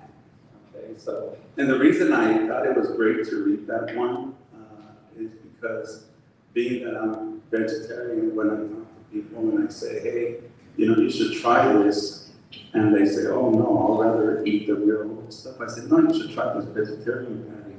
And I feel like reading the book to them of Green Eggs and Ham, so you try it and you'll realize just how good it is. But anyhow, I had a great time, and tomorrow I'm at a different school, so those are great programs they have for the kids. I too missed the Employee Appreciation Day. As you know, I coach at Southgate High School. We played at Franklin, and unfortunately, when the game ends at 5, you have to wait an hour for the bus to pick you up and bring you back, and then it takes an hour to drive back here. And then by the time I drive home, shower, change, and then drive an hour away, it's pretty much, my bedtime, right? So, but I think the employees appreciate, that we appreciate them. I think they know that, and I appreciate that. Vice Mayor Dávila notified them of my absence because of that, and, but I do care about them. Our staff does an amazing job, and I just couldn't be there that day, but I was able to be. And with that, I think that's it. Let's go ahead and move on to consent calendar. Agenda items 1, 2, 3, 4, 5, 6, 7 are consent calendar items. Okay, so let me open this up to the Zoom audience first. We have Mr. Mario Dominguez.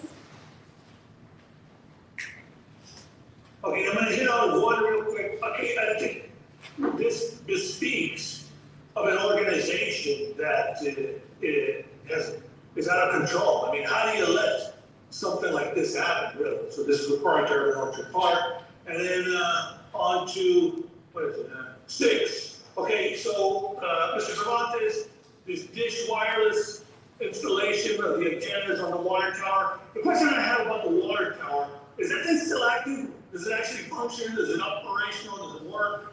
That's what I have on 6. And then the one on 7 here with the minutes, you know, I could have done the minutes to see, because I had to see, because, you know, crybaby chicken shit Buckley here is whining about the December 12th minutes and, you know, what, you know, the threat that I made of wanting to shoot Mussolini in the ass. You know, I love how, you know, I'm reading at the minutes and I'm thinking myself, look at this, and like, oh, well, look at this, Blaze didn't give him shit. You know, now Buckley knows how I feel every time I pass an idea on to Jeffers, and Jeffers would just, you know, he'd go off his own way and you know, do his own thing. So now Buckley knows what it's like to be passed over. Yeah, and now he knows what it's like to, you know, to be ignored, denied shit. Yeah. So also, well, you know, I think I want to say to the council members, why does Chicken Shit Buckley need to have my comments in print? I mean, he has the fucking audio. It's in the city's archive for crying out loud. He didn't get a Bluetooth boombox and blast that shit, hang on a second, and have his neighbors hear it. And you know, and I don't think I'm doing that myself, just get a Bluetooth boombox speaker and then just blaring it out loud, and then just so that I can just hear myself, you know, trying to Mussolini and want to shoot his ass. And also, the thing I want to say is, that, you know, that you have a very dark, twisted sense of humor, and that was meant to be a joke. I mean, does anyone really believe that, you know, the type of sociopath that's going to threaten to shoot someone in the ass and then go to that meeting, shoot Mussolini, and then say, okay, I just did the thing I said I was going to do, and I'm going to walk on home because ain't nothing going to happen to me. I mean, what kind of the deranged sociopath does some shit like that? All right, that's all. Next speaker. We have Mr. Thomas Buckley. Hi, this is Thomas Buckley. So council, this is the environment that you guys have created. And we're moving off of Zoom into council chambers. And so I hope you'll consider threats that people may toward each other, especially life communities. I don't know if you guys are watching the Alec Baldwin trial. So right now they're interviewing the honor, and she's going to trial. But yeah, a lot of people don't find things like this funny. In fact, courts and judges don't find it funny at all. And you have to be careful, counsel, because everything we see in response to these things might be heard by a judge. And yeah, it's not a good safety protocol to allow things like this to happen. And I feel sorry for the victims now and in the future. Counsel, please, forgive my voice, please. I hate being sick. Please take heed, counsel. It sounds, I'm referring to the minutes. Jody, you did a great job. But I just want to draw reference that I am speaking about a relevant item before I get interrupted. And thank you, Mr. Sims, for doing it. But yeah, that's all. Thank you, Council. Next speaker. We have none. Mr. Mayor, I just want to say something for the record here. It is unfortunate in some respects that the First Amendment does not put in place the kind of guardrails that we like to see when it comes to public safety, use of guns in society, et cetera, whether it's meant as a joke or not. There's no place for it in our deliberations here. In my opinion, there's no place for the use of foul language here, but the Ninth Circuit and other courts have allowed for that kind of language here. So we have people that may be tuning in here for the first time. And I don't want anyone listening to this to believe that there's a tacit understanding that we agree. Mr. Dominguez's comments, the use of this language, there's no tacit agreement that we believe in the use of any kind of violence toward, whether jokingly or not, toward any of our city residents. There really is no place for that in this discussion. And, we are limited as a council to prohibit much of the speech. And then once the speech is said, sometimes in the interest of justice, we let it go. But I think we need to be on record as denouncing that kind of language here. Someone wants to sue us over that, let it be. But it does not have a place in this community, in this hall, before the city council. It is something that needs to be said, and I hope that it will make its way into the minutes for future guidance to our speakers. Thank you. I'm going to close the Zoom audience and see no one here. I'm going to close this portion as well. And I'm thankful for that comment because I think that,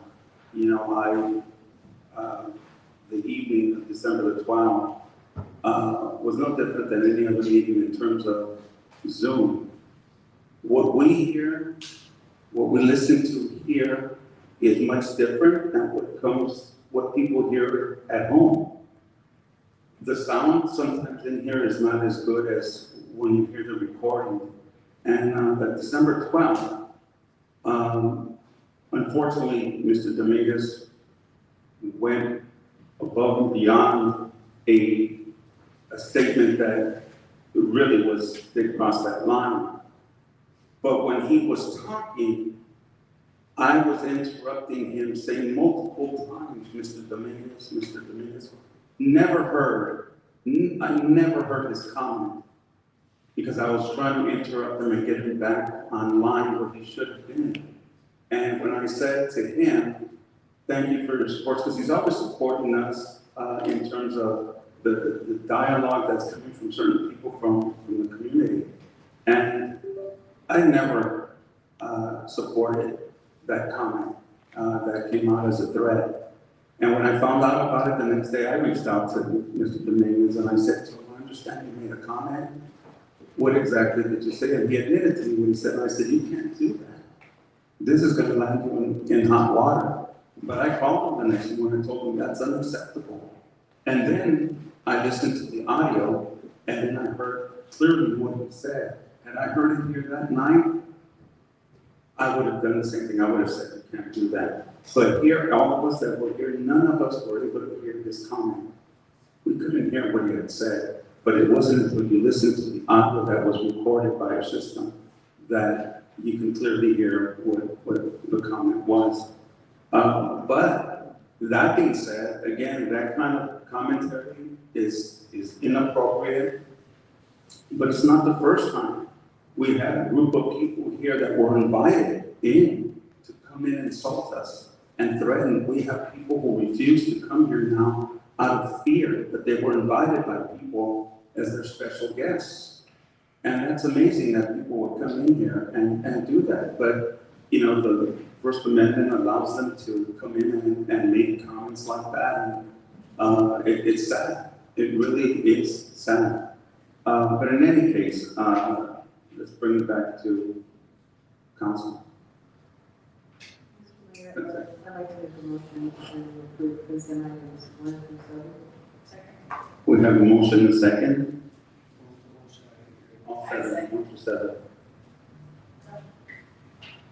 Roll call. Councilmember Avalos, Yes. Councilmember Barron, Yes. Councilmember Rios, Yes. Vice Mayor Davila, Yes. Mayor Hurtado. Yes, and I will be recusing myself from item number 1. It's doing the urban orchard that is within proximity of where I live. Thank you. Hold on a second, please.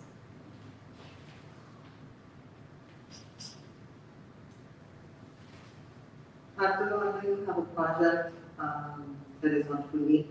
Can you let me know which item that one is, if it's item 5? It's number 5, the water main. It's item 5. Yeah, the water main, I think one of the streets where it's actually. That's correct. Which area on Twiggy? Is it entire Twiggy? I don't have the specific area. Just for, It is on some cautious, I'm gonna, abstain on 5. Well, then recuse me. I'll recuse myself on 5. And I don't know if that impacts you. I don't know how far you are from Twiggy. Okay, is that correct? Is he safe? Well, I know, but Twiggy, how far from Twiggy are you? It's over 5. It's over 500, okay. All right. Get that? Just for the record, everyone is voting yes on all. Vice Mayor Davila is recusing herself from item number 5, and Mayor Hurtado is recusing himself from item number 1. Yes. Yes. Yes, thank you. Thank you, Councilwoman. Okay, reports. Oh, we're going to item Item number 8.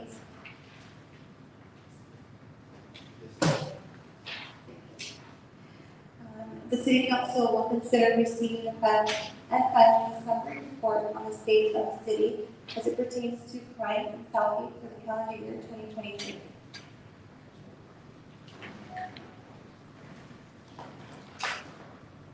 Thank you, Mayor and Council. Tonight, like I've done in the past couple of years, have an opportunity to present to you and reflect on the crime that occurred in the city in 2023. And tonight, I'm going to do similar to what I did last year, just give you a high-level perspective of crime, talk about where we had some spikes, talk about where we had some reductions. I will address some of the most important issues that my command staff and I have looked at, and that's traffic safety and then impacting some of the violent crimes. But for purposes of this conversation, I wanted to just kind of go over what we're going to cover. So part 1 crimes are the measurable crimes that are typically used to measure when you look at crime stats according to the FBI. And part 1 offenses include the homicides, the forcible rapes, the robberies, aggravated assaults, burglaries, larceny, which includes the thefts, grand theft auto, and arsons. Those are the ones that we typically look at because they're the most violent in nature, and those are the ones that we track. Part 2 offenses, those are offenses that we track as well, but they aren't included in the part 1 crimes simply because they're a little bit lesser in severity. Those include the simple assaults, and to differentiate the difference between simple assault and aggravated assault is simple assaults can be when two individuals get into a fist fight and there's no damage, no internal injuries, no broken bones, no contusions. Aggravated assaults usually have an aggravating component to that where bones are breaking or broken, violence by holes and firearms. Those are the types of crimes that are counted in the aggravated assault. And then again, the smaller, lower level, which although are still important because they're quality of life crimes, the counterfeiting, the fraud and embezzlement, stolen property, vandalism, weapons and drugs. And drugs in particular is kind of that sour point in this whole thing because there was a movement to decriminalize possession of drugs and being under the influence.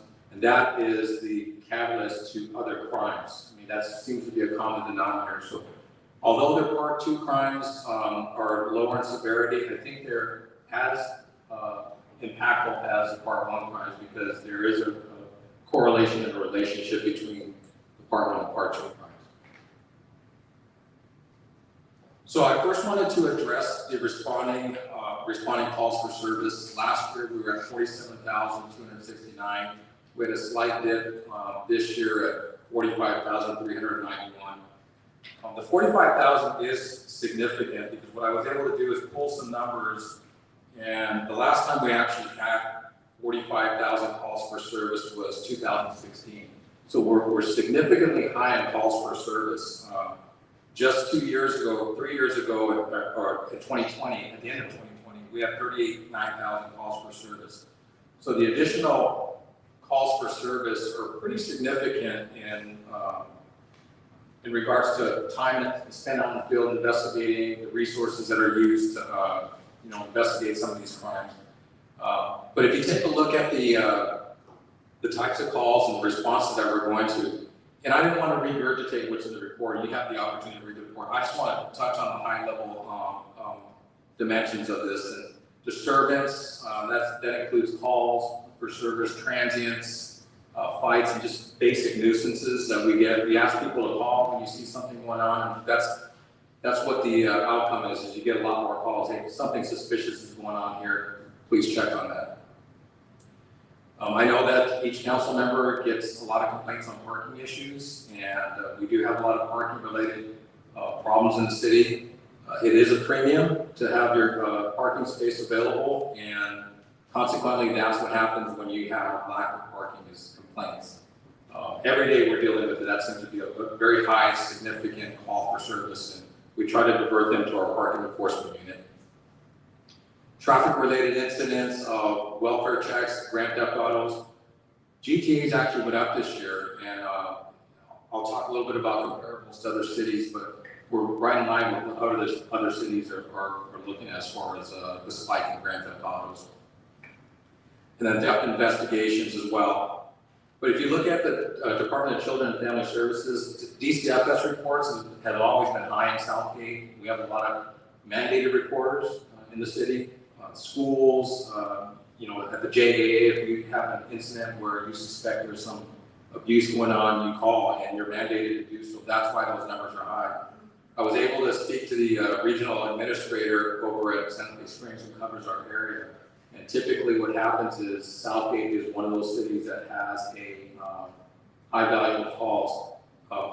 Coincidentally, she had reached out to me today and wants to station a DCFS worker at the station. So she has 2 people that will split the time here, but they'll be here a whole week. We actually have not a desk space for them when we built out our detective bureau. So when they had a restructuring at DCFS and pulled their people back, just ironically, the email came today and said that they're ready to send somebody back here. And to house a DCFS worker at our station is a significant plus for us because we have immediate response on caseloads. They're working on cases that address Southgate-related issues. The important part to remember about DCFS cases is they're very long and tedious and require a lot of work from the line level officers to investigate. Some of them are a lot more complex than others. Some of them are simply, verify that this information is true. But I think in the abundance of caution, we're getting a lot more of the referrals because people want to make sure that they're doing what they have to protect the children. And then finally, keep the peace. We get complaints every day. I had a conversation with the lady today, and neighbors can't get along sometimes. And they try to call us out there to resolve those issues. And unfortunately, sometimes those are issues that are not law enforcement related, so we try to refer them to an agency that can help, resolve those issues. But those are the numbers of calls to those types of calls. So, moving on to the next slide.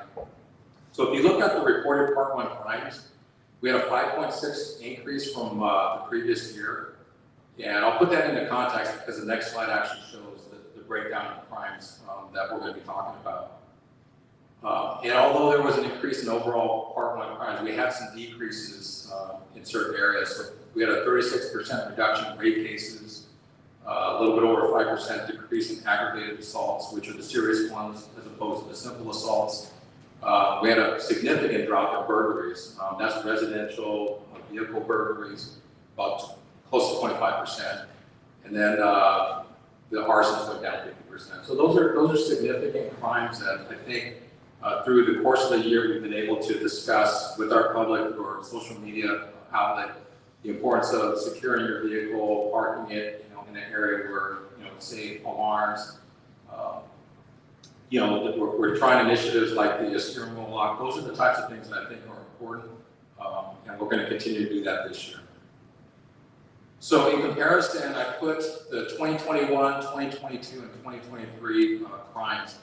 And although it's a 5.6% spike in park lawn crimes, much of that has to do with the homicides. The last time we had that many homicides was probably, the last time we had 9 homicides was 2007. So you see, it was a very unusual year. Now, when we talk about homicides, one of those included in that 9 is the actual vehicle manslaughter case where it was a fatal traffic accident. But the reason why FBI counts that as a homicide is because if there's criminal culpability attached to that act, and that person was in fact charged, then that counts as a homicide. So if you look at the homicides, absent the traffic collision, you have 8 homicides. You might recall one of them occurred when there was a domestic violence incident where a female was killed by her boyfriend at the park. The other ones were all by handgun. So we're going to talk about some of the handgun seizures that we've had this last year. But if you look at the 80% spike in the homicides, I think that is what helped inflate the 5.6. All things being equal, if you were to take that away and you had, say, 5 homicides from last year, you wouldn't have the 5.6% increase. But, again, rapes went down. We had a slight increase in robberies. Talked about the aggravated assaults going down, and the larceny and thefts. That is somewhat of a big issue for us. That includes a lot of things like the retail theft and the theft from vehicles, copper theft, some of which the city were a victim. When they steal those plaques on the park in front of the state. Ironically enough, we had the plaques on the front of the police station taken off. Who would imagine that? If you look at those numbers, that's how we broke down those numbers. Now look at 2022's overall park lawn crimes, 3,456 to 3,651. That's not a significant number, if you will, but it's enough to shift at 5.6%.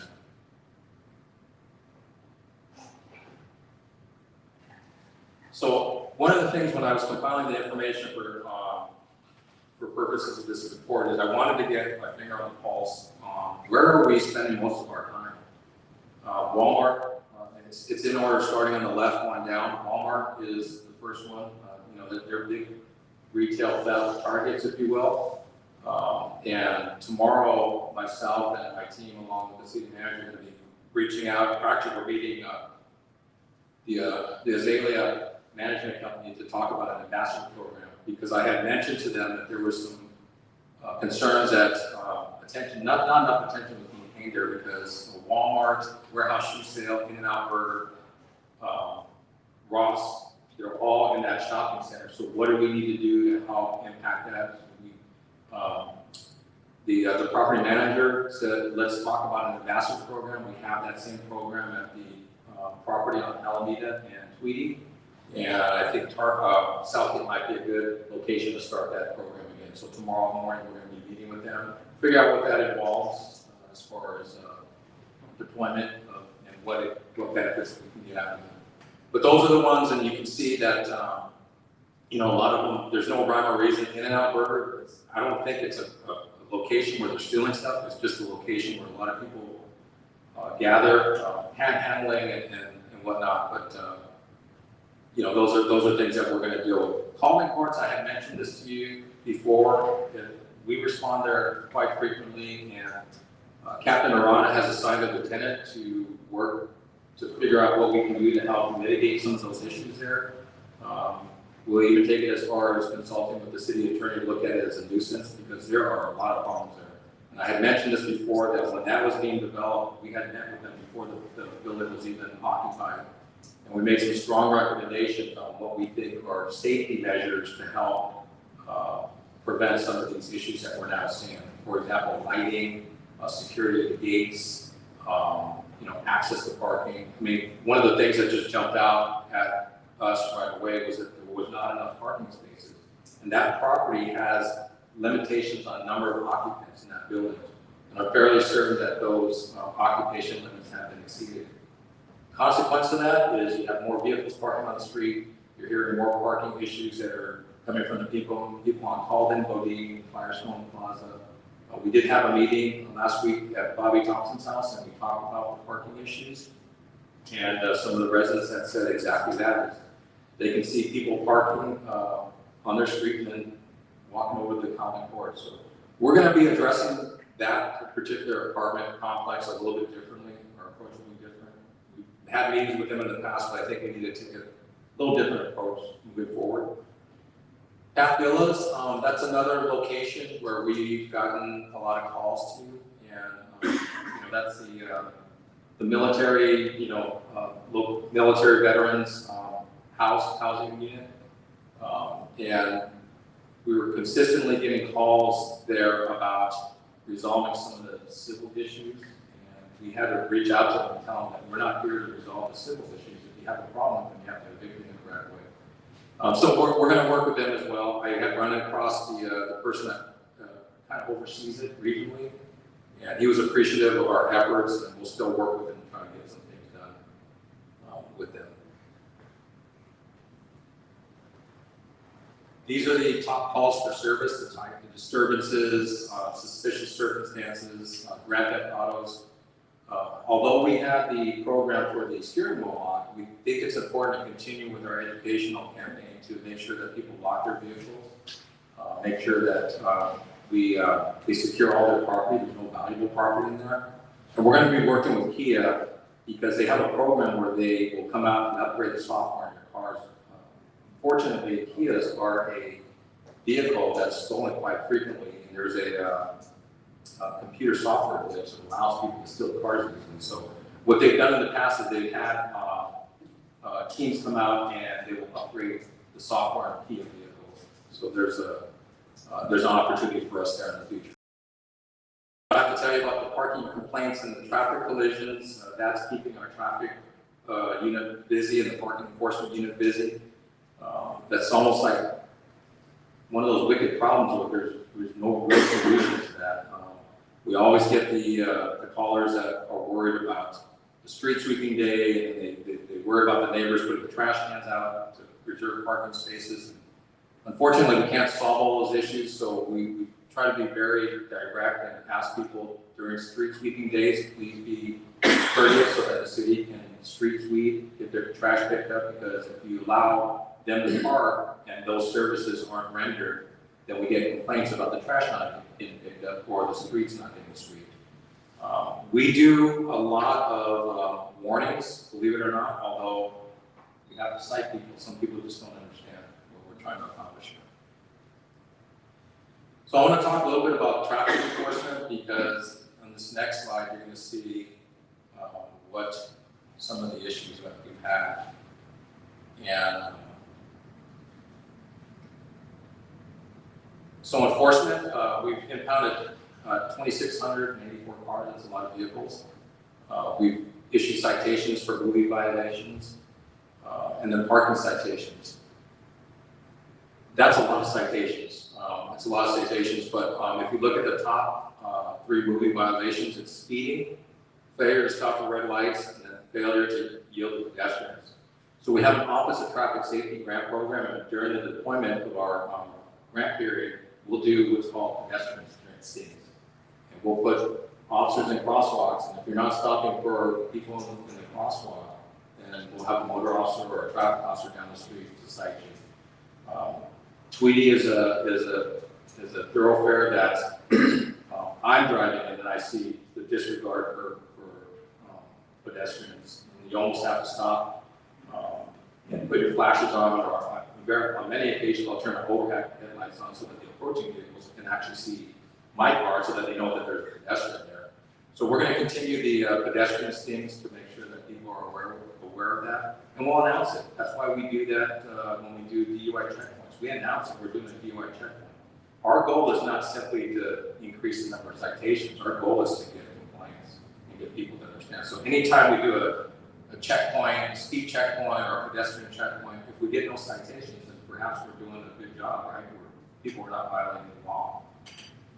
And then fatal traffic collisions. This is another one that we're gonna really emphasize. I know that LAPD had announced that their fatal traffic collisions had exceeded the number of homicides in the city of LA. And that's not too far off from what we have here. Those are all the intersections that we've had fatal traffic collisions, and the primary collision factors vary. We had a couple of DUIs. We had one where a pedestrian was at fault, walking out of the crosswalk, failure to yield to oncoming traffic.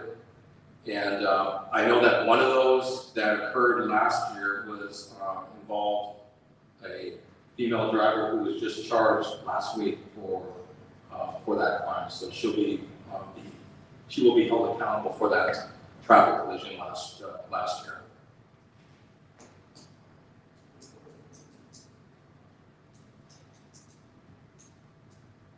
And then we had a couple that were fleeing from police. That's a big one because you're starting to see that now. I know that we had one last year at State Street in Southern, and that particular case, that's another one where a person is in custody, the person's in federal custody.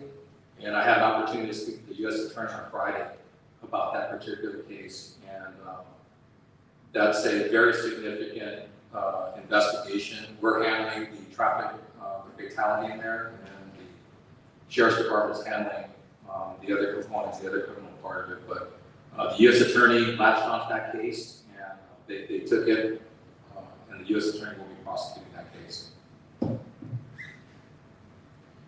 So these are some of the accomplishments.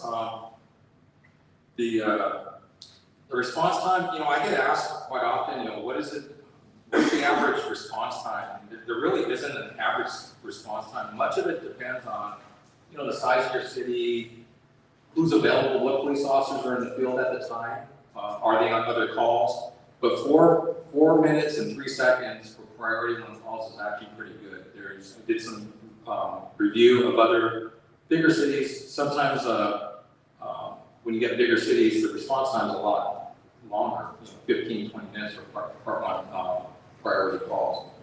So that's roughly what we've had the last few years, and I think that's a good response time. 7.5 square miles, and we have people, officers spread across 5 different areas of the city, so I believe our response time is good. Our arrests are up 9%. 5150 calls for service, they're always up. We get a lot of those calls quite frequently. And then individuals transported, 5150 is 258, which is a lot. You're averaging one every 1.5 days. That takes some time, and those are the ones that actually qualify for being taken 5150. Firearm seizures is 100, and the firearm seizures, you had 111 handguns and 19 ghost guns. I did make I actually brought up to George Gascon about firearm seizures, and in April at our Tri-County conference, I asked him to address the chiefs on what he's doing with seizures, simple gun possession. I think that has gone unaddressed, if you will. It's a low-level crime to carry a gun, but unless you're caught committing a crime with a gun, it just seems like it's not a case of pursued very, very aggressively. The unhoused crisis, Lieutenant Garcia just done a tremendous job on cleanups and outreach effort. In fact, I just was able to get a hold of the county CEO's office, we'll work with them, so we got, for the LA County Chiefs, we were able to get a 4-year contract, $1 million each year for all the cities to divide up, $1 million per year for each of the 44 law enforcement agencies to specifically address homeless outreach. Laura Maldonado has just done a wonderful job at the domestic violence program. Victims served, that number, 247, includes a lot of different things. If somebody comes in and they need assistance getting a restraining order filed, we'll go with them to court and have them fill out the paperwork and we'll walk them through the process. There's a lot of referrals. People refer individuals to our program from out of the area, and Laura's never said no to any victim. I think it's important that we take every victim that we can. And then we've done presentations, and this is to the school, to the WIC offices, to any location that she has an opportunity to present at, and she'll continue to do that. And then the support group sessions are 89, either one-on-one or group sessions with the victims. And everyone's very familiar with the community events. We're not just out there fighting crime, but we've always believed in that philosophy of community. Keeping that bridge maintained for our community events is important. The Family Day in the Park, Police Navidad. We got an event coming up here shortly with the autism awareness.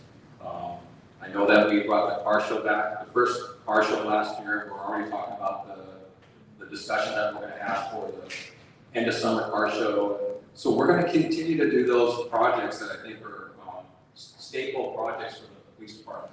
One thing that's not on there, and I think it's worth noting, is that if you look at the calls per service, there's 45,000 calls per service. In 2023, I've had 11 citizen complaints. So 11 is just fractions of a 0.25%, if you will, compared to 45,000 calls per service. That's not counting the traffic stops, the essential encounters. So the officers have done a very good job at not getting complaints. We've had an opportunity to see the effectiveness of body cameras. Some of the complaints come in, the first thing that our watch commanders do will review the body camera. In full transparency, we allow, in some instances, the complaining party to look at the video, so to be sure that this is what you remember. So I think I'm happy with those numbers. I'm happy with 11 complaints out of 45,000 calls per service. I don't have the numbers, but I'm sure that the city attorney can attest to the fact that supervision has been important, and because so our liability claims have gone down. Less officers are crashing. Constantly working on the training component the training component, making sure that they are educated on why it's important to to not crash, if you will, because when they understand the SIRs with insurance, and they understand that we're self-insured, that the first part of these claims come from the city budget, then that's less money for the police department and other departments. So I think they're starting to understand that. We have a young group of officers that are starting to get that message, and supervision is really important to me. Strong supervision is important to me. That is a testament to why I think the liability claims have gone down and the complaints have gone down. We picked up a few things on our own internally that we were not comfortable with, and with the help of Captain Dorana and Captain Perez, we address it real quick, because once we identify something, I don't want to wait for a resident or a citizen to point it out. So risk management's a big issue in our department. We want to make sure that we're paying attention to that. And finally, I just wanted to put up these bullet points to talk about some of the goals and objectives and opportunities based on what we saw last year. And we recently talked about moving some people around in the traffic division. That will take place next week, so that we got more coverage during more times of the day to impact the traffic safety part of it.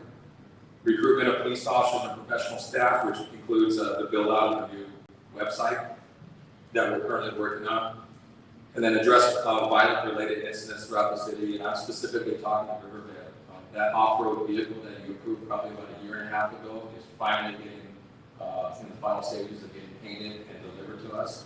We have the opportunity to park that at El Paseo, and we're going to be able to get into the riverbeds, to pay attention to the railroad trestles and right-of-way where police vehicles can't get on there. So that's one of our key parts of trying to impact the violent crime in the riverbed.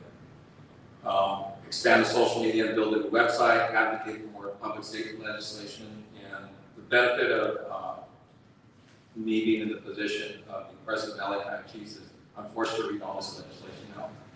When the chiefs will send it to me, and the sheriff sent me a list of things, and my eyes were blurry.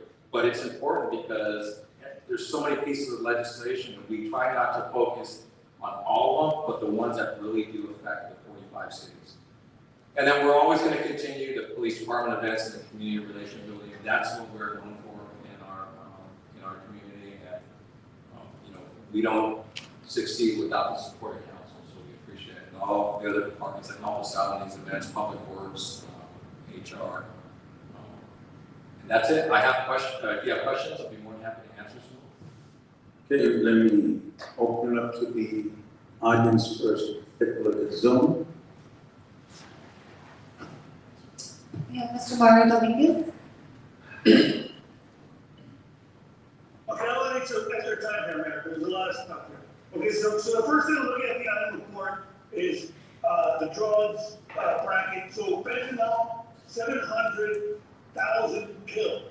700,000, who the hell is making 700,000 pills of fentanyl? This is, death here. I mean, you take just a little bit of it, and that's it, you're not coming back from this. And you're afraid that someone nearby has some Narcan, otherwise you're not gonna cover.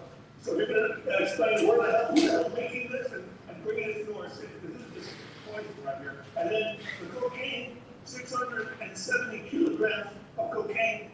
I'd like to know who has this cocaine and how do I get some of this?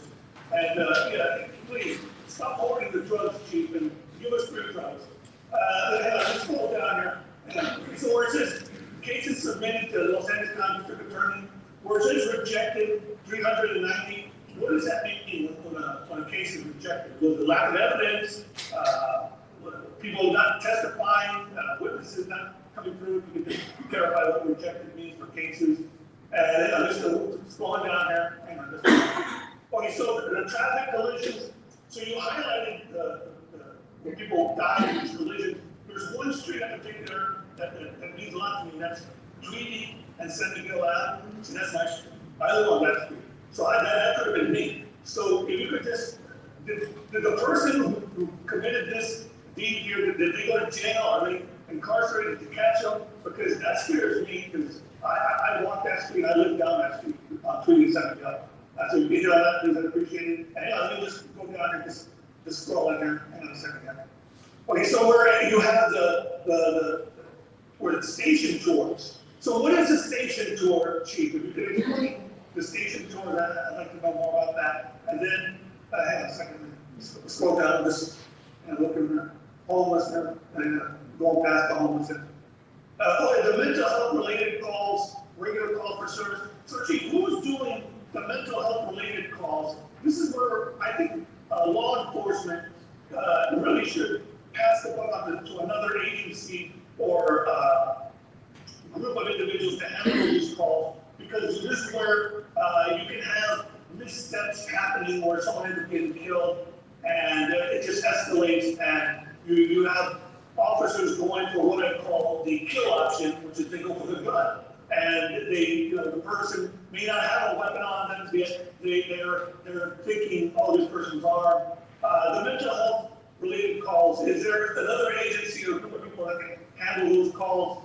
And let's see, anything else right at the thought of? I'll end with that. Thank you. Next. We have Mr. Thomas Buckley. Hi, this is Thomas Buckley.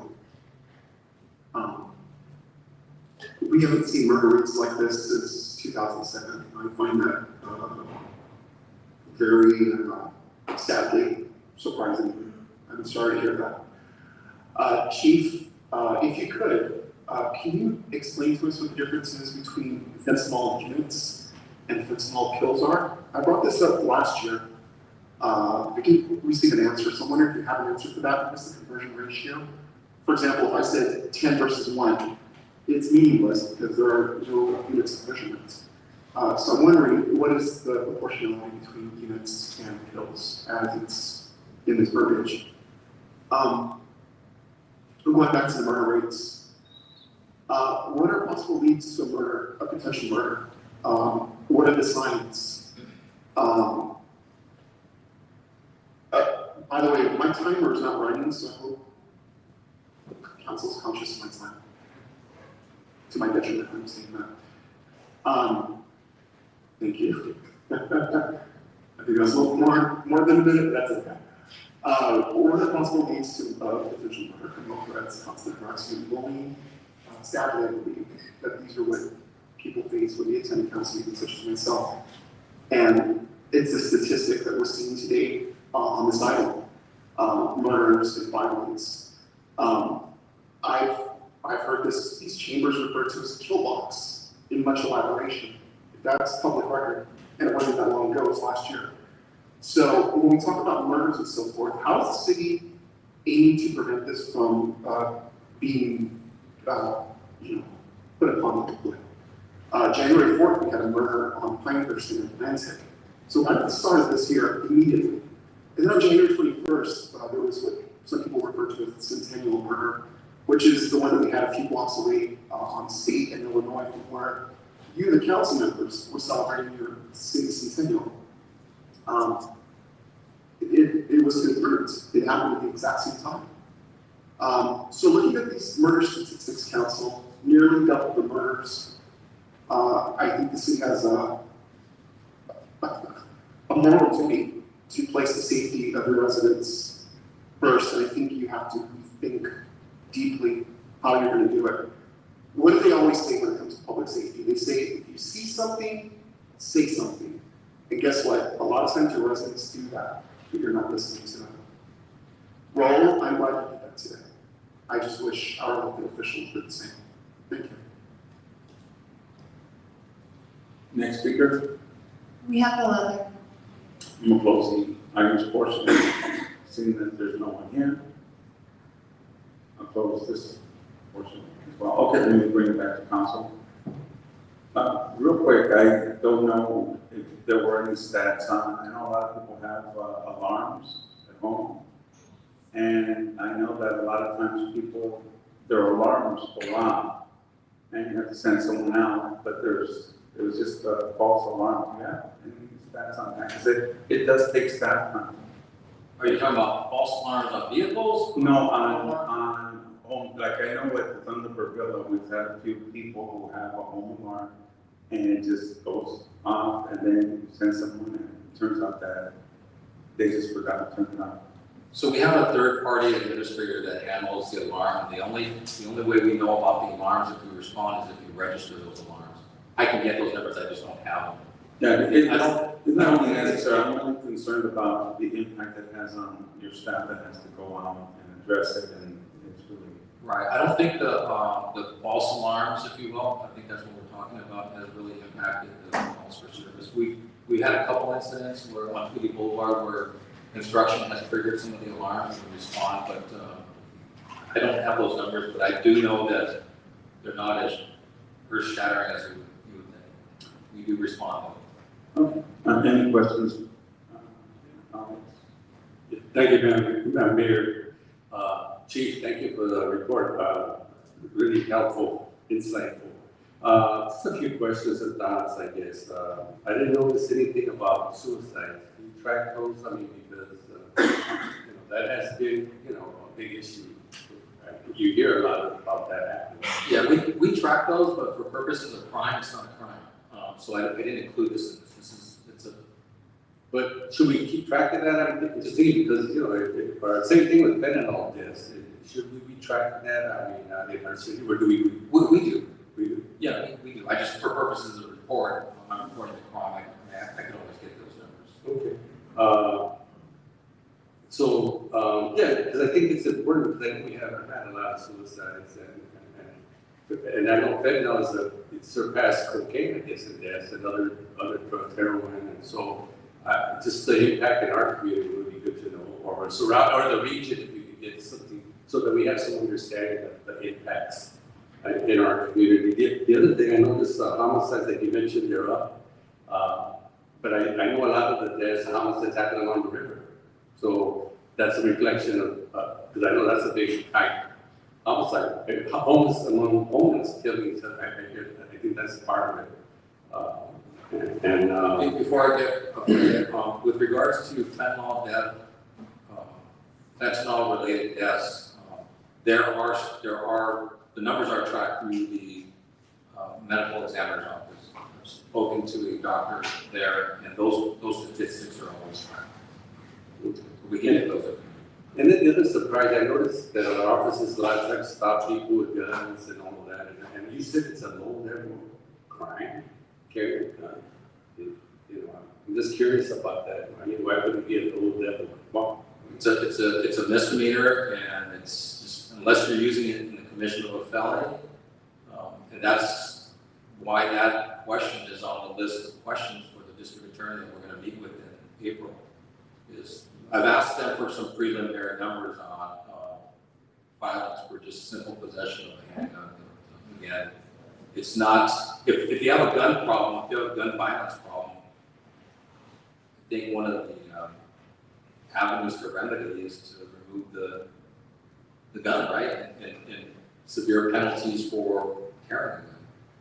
I think we need to get back to those penalties and pay attention to the root causes of these crimes. Nonetheless, I just want to compliment the department for the police community involved. I mean, it's amazing. Yeah.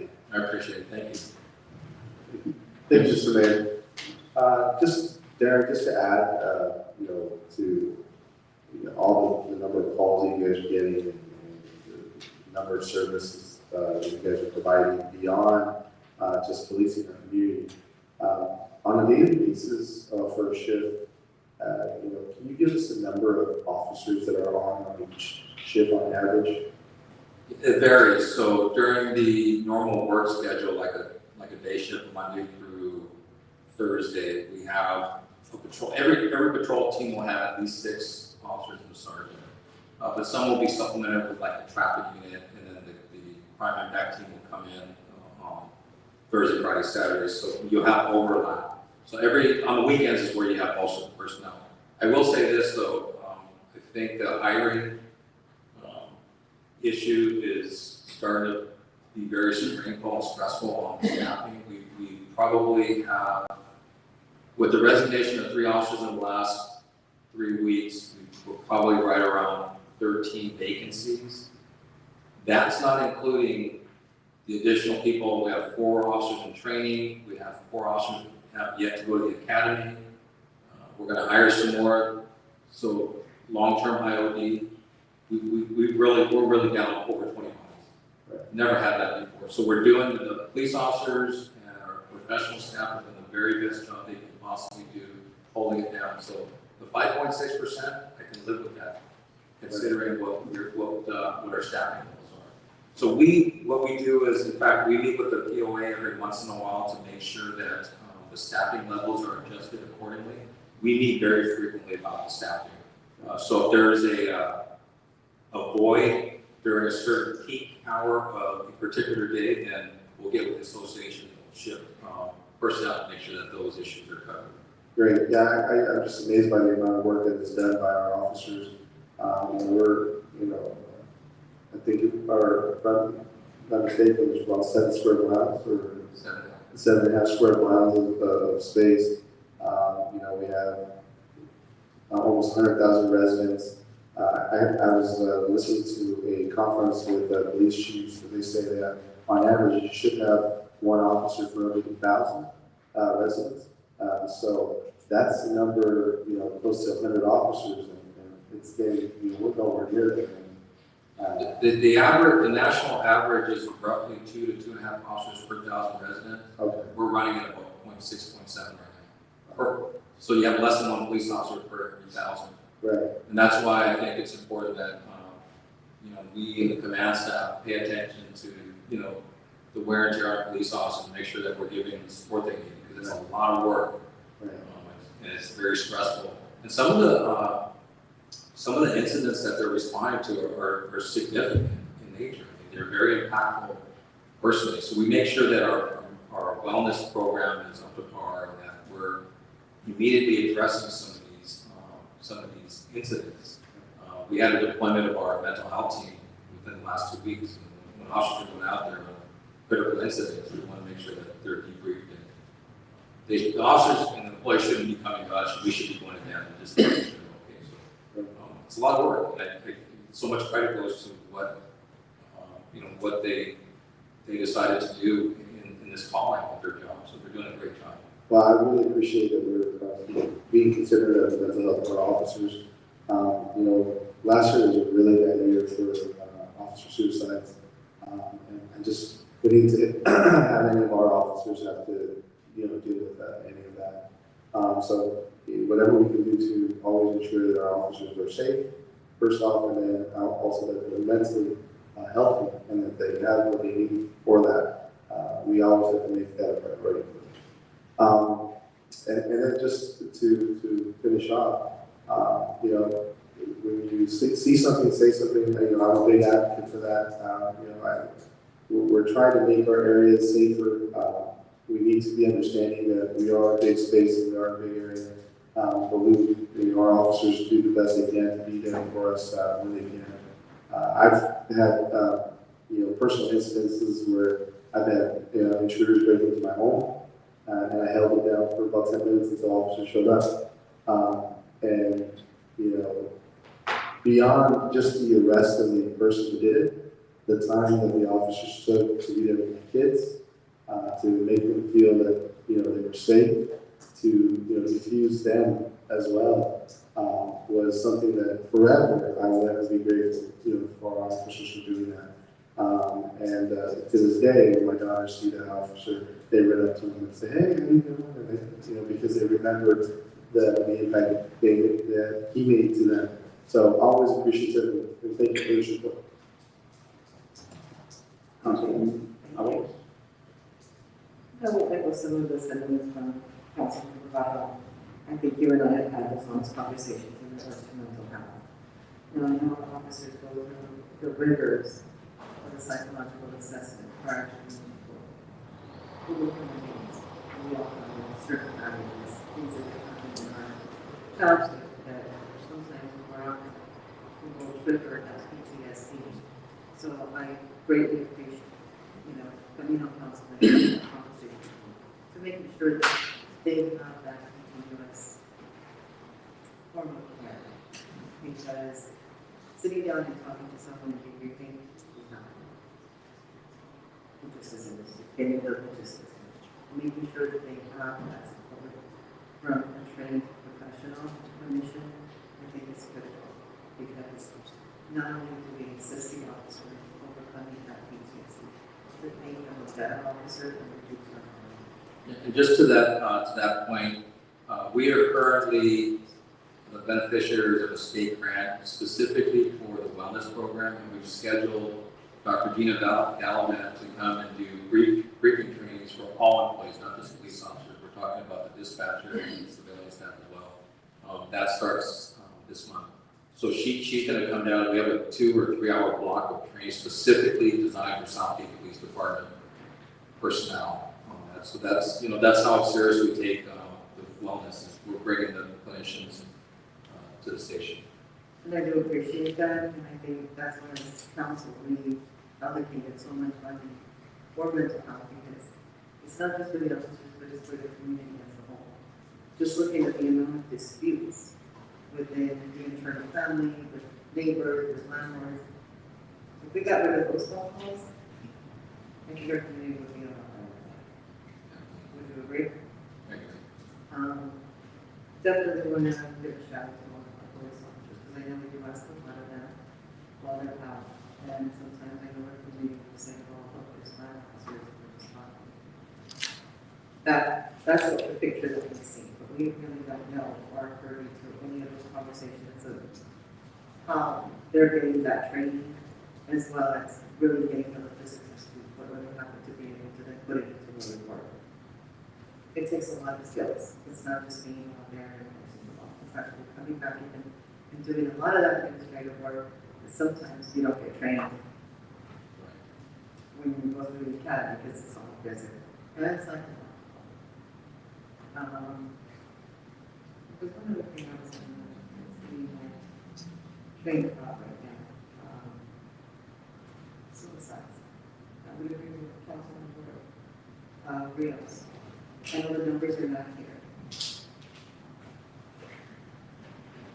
But given the fact that the New York Times commit suicide, because it's a people, the family continues to work many years there.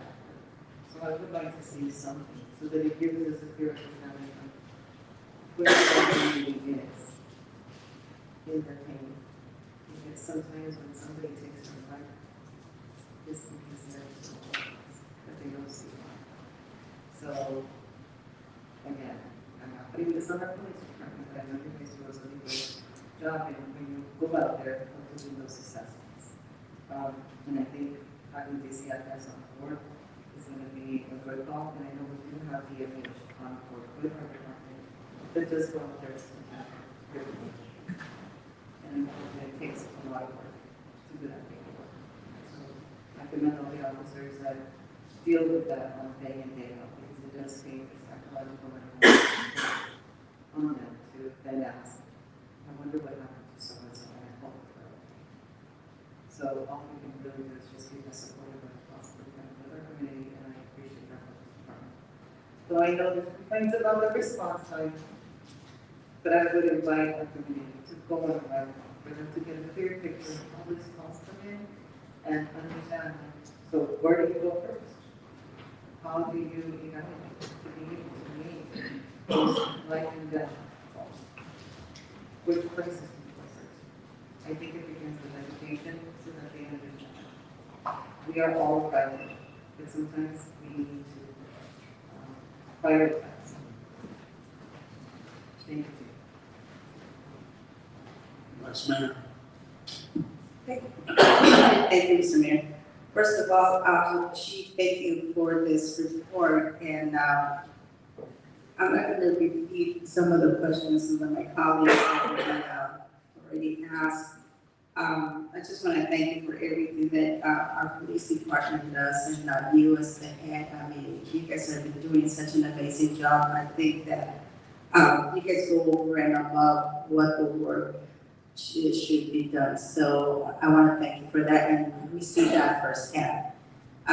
There's many programs, for families here in our community, and also I think the presentations that you guys do at the schools are crucial. I think that's important, and I've been in several presentations, gangs, fentanyl, and I think that we should continue doing those presentations and continue working with the schools. I think the school safety collaborative meeting that we held every month, and we'll be having our next one soon. Encourage those principals to take advantage of the resources that we have, and I know that we do have those. We do ask them to call upon our police department to do those presentations, because I think the parents appreciate when they learn something new, and they just hear about it, but they don't know exactly what it looks like or what symptoms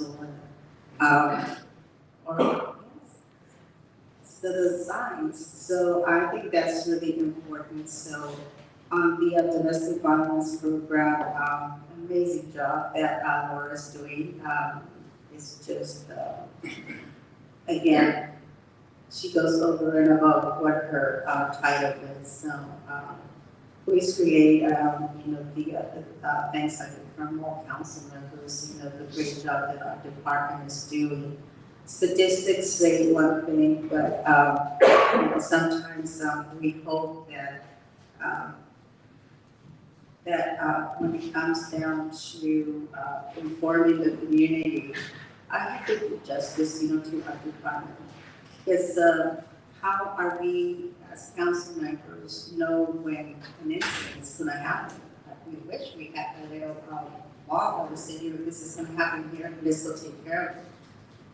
We just can't do that. The only thing that we can do is work with all of you and continue working and giving you the resources that are needed to try to prevent. Because basically that's the only thing that we can do is try to prevent this and just give the resources. But again, thank you. Thank you to our newest captain and to all our department. Kudos to all of you. Greatly appreciated. Thank you. did not get the crystal ball that we got? So- Actually, Mr. Mayor, out of respect for the questions that were asked, if I could just get a couple minutes just to touch on what was asked. So can I go through, because I have some questions too. So you have 7, fatal, traffic collisions. And then you have 9 homicides. My understanding is that vehicular homicide or Watson murder is the case where someone is driving under the influence and results in a fatality. So are any of the accidents that we've had fatal accidents as a result of the DUI? So Watson vehicular manslaughter applies when a individual gets involved in a fatal traffic collision and there was a prior DUI. And the Watkins rule comes into play at the prior conviction when an admonition is read. It's called a Watkins admonition. And the Watkins admonition basically says that if you commit another alcohol-related incident where there is an injury or death, you could be charged with, X, Y, and Z. I do know that the most recent one we had on Imperial and Wright Road was a Watson murder. It was a Watson arrest because the female had 2 prior convictions.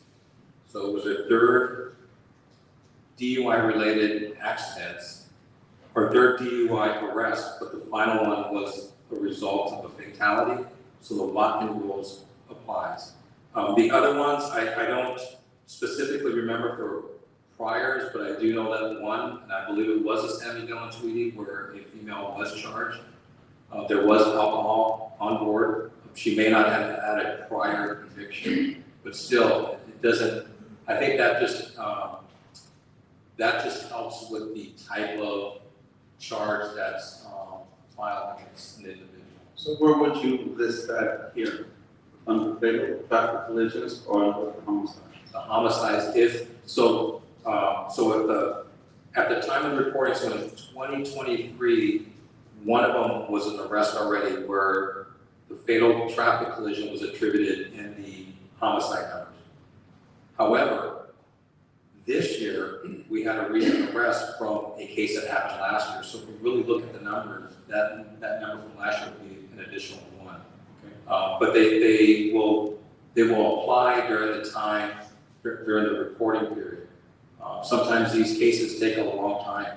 I do know that we're working on a fatality right now where we're trying to get a device to read the computer of a vehicle, but that device can only be purchased in France. So we're working, it's a foreign vehicle and there's no American product that can read that. So we're working with finance right now to get that device to bring over here. We have to purchase it, it's expensive. We have to use it to input into this vehicle to determine speed at the time of impact. That one will be attributed as a homicide. And I appreciate the entire report, and I gotta tell you, this city council takes, crime very seriously, and I think you feel that because we're supporting a lot of the things that you're doing, the expenses that we make, in getting all kinds of new, equipment and other activities that you do. That being said, the fact that we have had many issues, and it's not just us. A lot of communities did exactly what we did, which we took a vote of no confidence on our current district attorney because we feel that the policies that he put in place are kind of opening the door for an escalation of crime. And it doesn't do any good to have laws that are passed by elected officials. It doesn't do any good to have law enforcement doing their job and arresting people only to have cases not accepted or kicked back or lowered from the level of crime And so I just wanted to point that out because you guys are doing a fantastic job. We're doing what we can to give you all the resources you need to make our community safe, which includes a lot of activities that will prevent education, neighborhood watch, all the things that this council is supporting is intended to improve the safety of our community. That's our number one priority. Public safety, that's your priority, and I commend you for what you're doing. But again, the policies that exist, if they are not being enforced at the level of prosecution, it is very shameful. And it's not just here, it's certain communities across our county. But again, thank you. And I apologize for interrupting you, but I did have some comments to make. Thank you. Okay, just to address a couple of the issues that were brought up by Mario Dominguez and Thomas Buckley. The fentanyl, where is it produced? I don't know exactly where it's produced, but I have a suspicion it's produced south of the border. That's where most of the seizures are coming through, either through El Paso or San Ysidro. But it's getting smuggled in through trucks, and you hear about seizures quite frequently. So I'm fairly certain that the fentanyl is produced south of the border. With respect to rejected cases, so when we submit a case to the district attorney's office, they'll evaluate the merits of the case, and we'll get rejects based on Directive 2007. So for example, if we arrest somebody for possession of narcotics or being under the influence, we submit that case. It's simply rejected because the policy of the DA is to not prosecute those cases. I've always told the officers that despite the district attorney's directives to not charge certain crimes and decriminalize certain crimes, that's not going to preclude us from still going out there and arresting people. That's our job. It's not our job to say we're not going to go out and enforce drug-related crimes because the DA is not going to charge them. No, our job is to put them in the jail and then let the other part of this criminal justice system deal with it. So that's what the rejected cases are. Occasionally we'll get temporary rejects because the district attorney wants an additional interview or they want us to see if there's additional video and it's temporarily rejected. We bring it back at a later time and then we'll file the case. But that's what the rejected explanation is. Station tours, remember the biggest part of our community involvement is getting kids to understand the relationship that they should have with law enforcement. And those are stated exclusively for the schools. Sean Paulos does a great job of coordinating that. The kids at the school, the principal will call and say, I got 3 classes I want to do a station tour, and I'll come give them a station tour. That's what that is. The fentanyl percentages, that's a very complicated issue. For Thomas, I know that's a question. There's not a percentage that you can say are found in fentanyl. It's like cooking a batch of chocolate chip cookies. You put some binders in there and then you put some fentanyl in there. Well, fentanyl doesn't mix proportionately to other binders. So that's why 1 microgram of fentanyl can actually kill you. It's highly addictive, and there's no way to determine that. In fact, that was a question that I had asked the sheriff's department. Is do they do qualitative analysis to figure out the percentages? And they don't do that. The federal government does that. DEA has a lab in San Diego, and if they're doing a particular case where they're trying an individual on murder for selling fentanyl and somebody dies, and they have a product, they can take it into a quantitative analysis, but there's no quantitative analysis that the sheriff's department does. And then finally, to Thomas Buckley's point about homicides. We do a lot of things in the community. Our community involvement is important because we want to connect with them differently. But crime prevention and the safety of our community is our number 1 priority. It's always been a priority. The sanctity of life is at the top of our list. And unfortunately, if I had an answer to solve crime ahead of time, then I would sell that to everyone in this world because I have a problem solved. There's a saying that if it's predictable, it's preventable. Not in all cases. Sometimes these incidents and homicides are, in the heat of passion, an argument turns into something that escalates. And you're right. I know Alia mentioned a few things about the riverbed violence. That's why my emphasis is going to be the riverbed. is a lot of those people that are committing crimes. There's gangs and drugs that run that riverbed. And people that are involved in that world oftentimes get caught up and get murdered. It's the fortunate part of, you know, our analysis is that we don't have a lot of random shooting where innocent people are getting killed. We just don't. There's always some sort of nexus between the victim and the suspect. There is one case from last year that is just baffling all of us. And at some point in time, when I come to council and reopen that ask to use some asset forfeiture money as a reward, that one is just, we have no leads, no clues, and no information. So expect me to come down, discuss that with you the next month or so to kind of trigger some of those conversations with maybe some that's awesome. But for the most part, I wish we could prevent homicides because everyone in the county will probably be lined up looking for that same answer. With that, I'll end. I know it's kind of long and tedious, but we'll continue to work and impact by. So I'll make a motion to receive and file. We have a second. Roll call. Vice Mayor.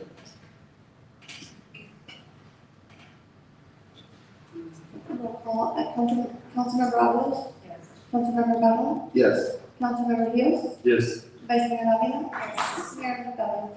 Yes. Okay, next item. Item number 10, the city council will consider approving the warrants and cancellation for February 27, 2024. Grand total is $3,788,040.38. Just for the record, it's item 9. All right? Yes, sorry. Thank you. Thank you, Mr. Mayor. I'll go ahead and open it up to any member in the Zoom audience. If you have any questions regarding the warrant register for this meeting, please raise your hand. We have Mr. Thomas Buckley. Mr. Buckley? Hi, this is Thomas Buckley.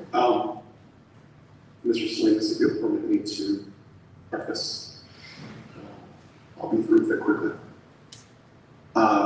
Today, the community was surprised to learn that our tax dollars are being used to fund an expenditure of over $10,000. I believe it's in the range of $14,000, which involves our city treasurer. Even though the public never had the opportunity to weigh in on this. I'm not particularly happy about that. But how it's relevant to this item. So what will this line item be described as? The aforementioned. And is it even present? Is it present within the documentation we have presented before us today? I'm surprised that council approved it. And so if it's a one-time expenditure, we should be finding this within list of expenditures. So are we going to be surprised to learn that it's already done? I don't know. But it's just interesting how somebody, I'm assuming it's the city manager, there's a limit as to how much he can spend on his own requirements or his own beliefs. I don't know. I don't like it, considering that we've gone through other opportunities in these items like this. Put it on page 26, you'll find that there's a $40 expenditure. Again, that's page 26, $40. I'm presuming that's every month. That's for Zoom. Zoom is not about viewership. It's about accessibility. That's what I stated earlier today. It's the most important word I stated about it. Accessibility is far more important than viewership because Zoom gives us both. And that's why I think it's widgets works. Because what it does, it provides us with both, but mainly accessibility. Zoom encourages participation and so on. If you have virtual empty chambers in the audience, unless you're passively campaigning for a group of people, or unless a lot of residents are upset with you guys can, for $40 a month, you make these proceeds accessible to many people. You promote civics, ideologies, and culture of our city to the public. It's about giving opportunity to those who have 2-3 jobs, those who have to work and yet want to be civically active. I think this is the most effective use of our tax dollars that you could ever spend. Our community is worth it, council. Thank you. Next speaker. We have Mr. Mario Dominguez. Mr. Salinas, Councilor Barone, you just give us some leeway in our brief. I just want to say, if this is indeed the final, Give him back his time. thank you very much. It's been a joy, and I wish you all well. Thank you. Bye-bye. Mr. Dominguez, we cut out, if you could, give us the honor of just repeating your comments, so that we can see you. All right, thank you. I appreciate it, Mr. Salinas, thank you. I just want to say, if this is indeed the last and the final Zoom, city council meeting, I just want to say thank you for doing this. It's been a pleasure, it's been a hell of a run, and I wish the council and all of you, all the best. Thank you all, thank you. Thank you. Next speaker. We have no. And seeing no one here as well, I'll close the audience portion. Did you want to address first? Okay, Mr. City.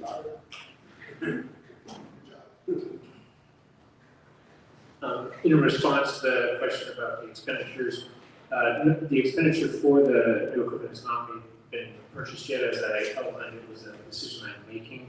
We have a temporary setup to bridge us for the next few weeks while we have a quote. The quote's been received, the action will happen.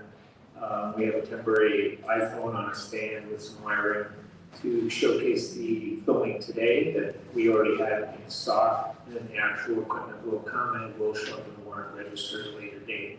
I have a $50,000 authorization as the city manager to expend funds that are within our budget, and I do have a budget within the city manager's office for this. The Zoom cost, to confirm, there are some small $40 charges, I believe, for certain items, but the subscription annually for the professional Zoom subscription that we need for the current support of the council and the committees is $7,000 a year. So that's just trying to clarify some of the comments, and that's thank you. Thank you. And if we can add a little bit of clarity, I think there was a question that was made regarding that the item may have benefited the city treasurer in any way. Can we clarify that? Oh, I may not have heard that, but yeah, there's no connection to any of the purchases, any of the use of equipment, or any of the expenditures in any way are related to our treasurer. I think the compliments made his way were simply on him bringing his own equipment at his own cost as a trial period of the concept, which helped showcase the ability for us to use some of those ideas and purchase our own equipment, but there is no financial connection with the treasurer. That's correct. Thank you. What are the wishes of council? So, second.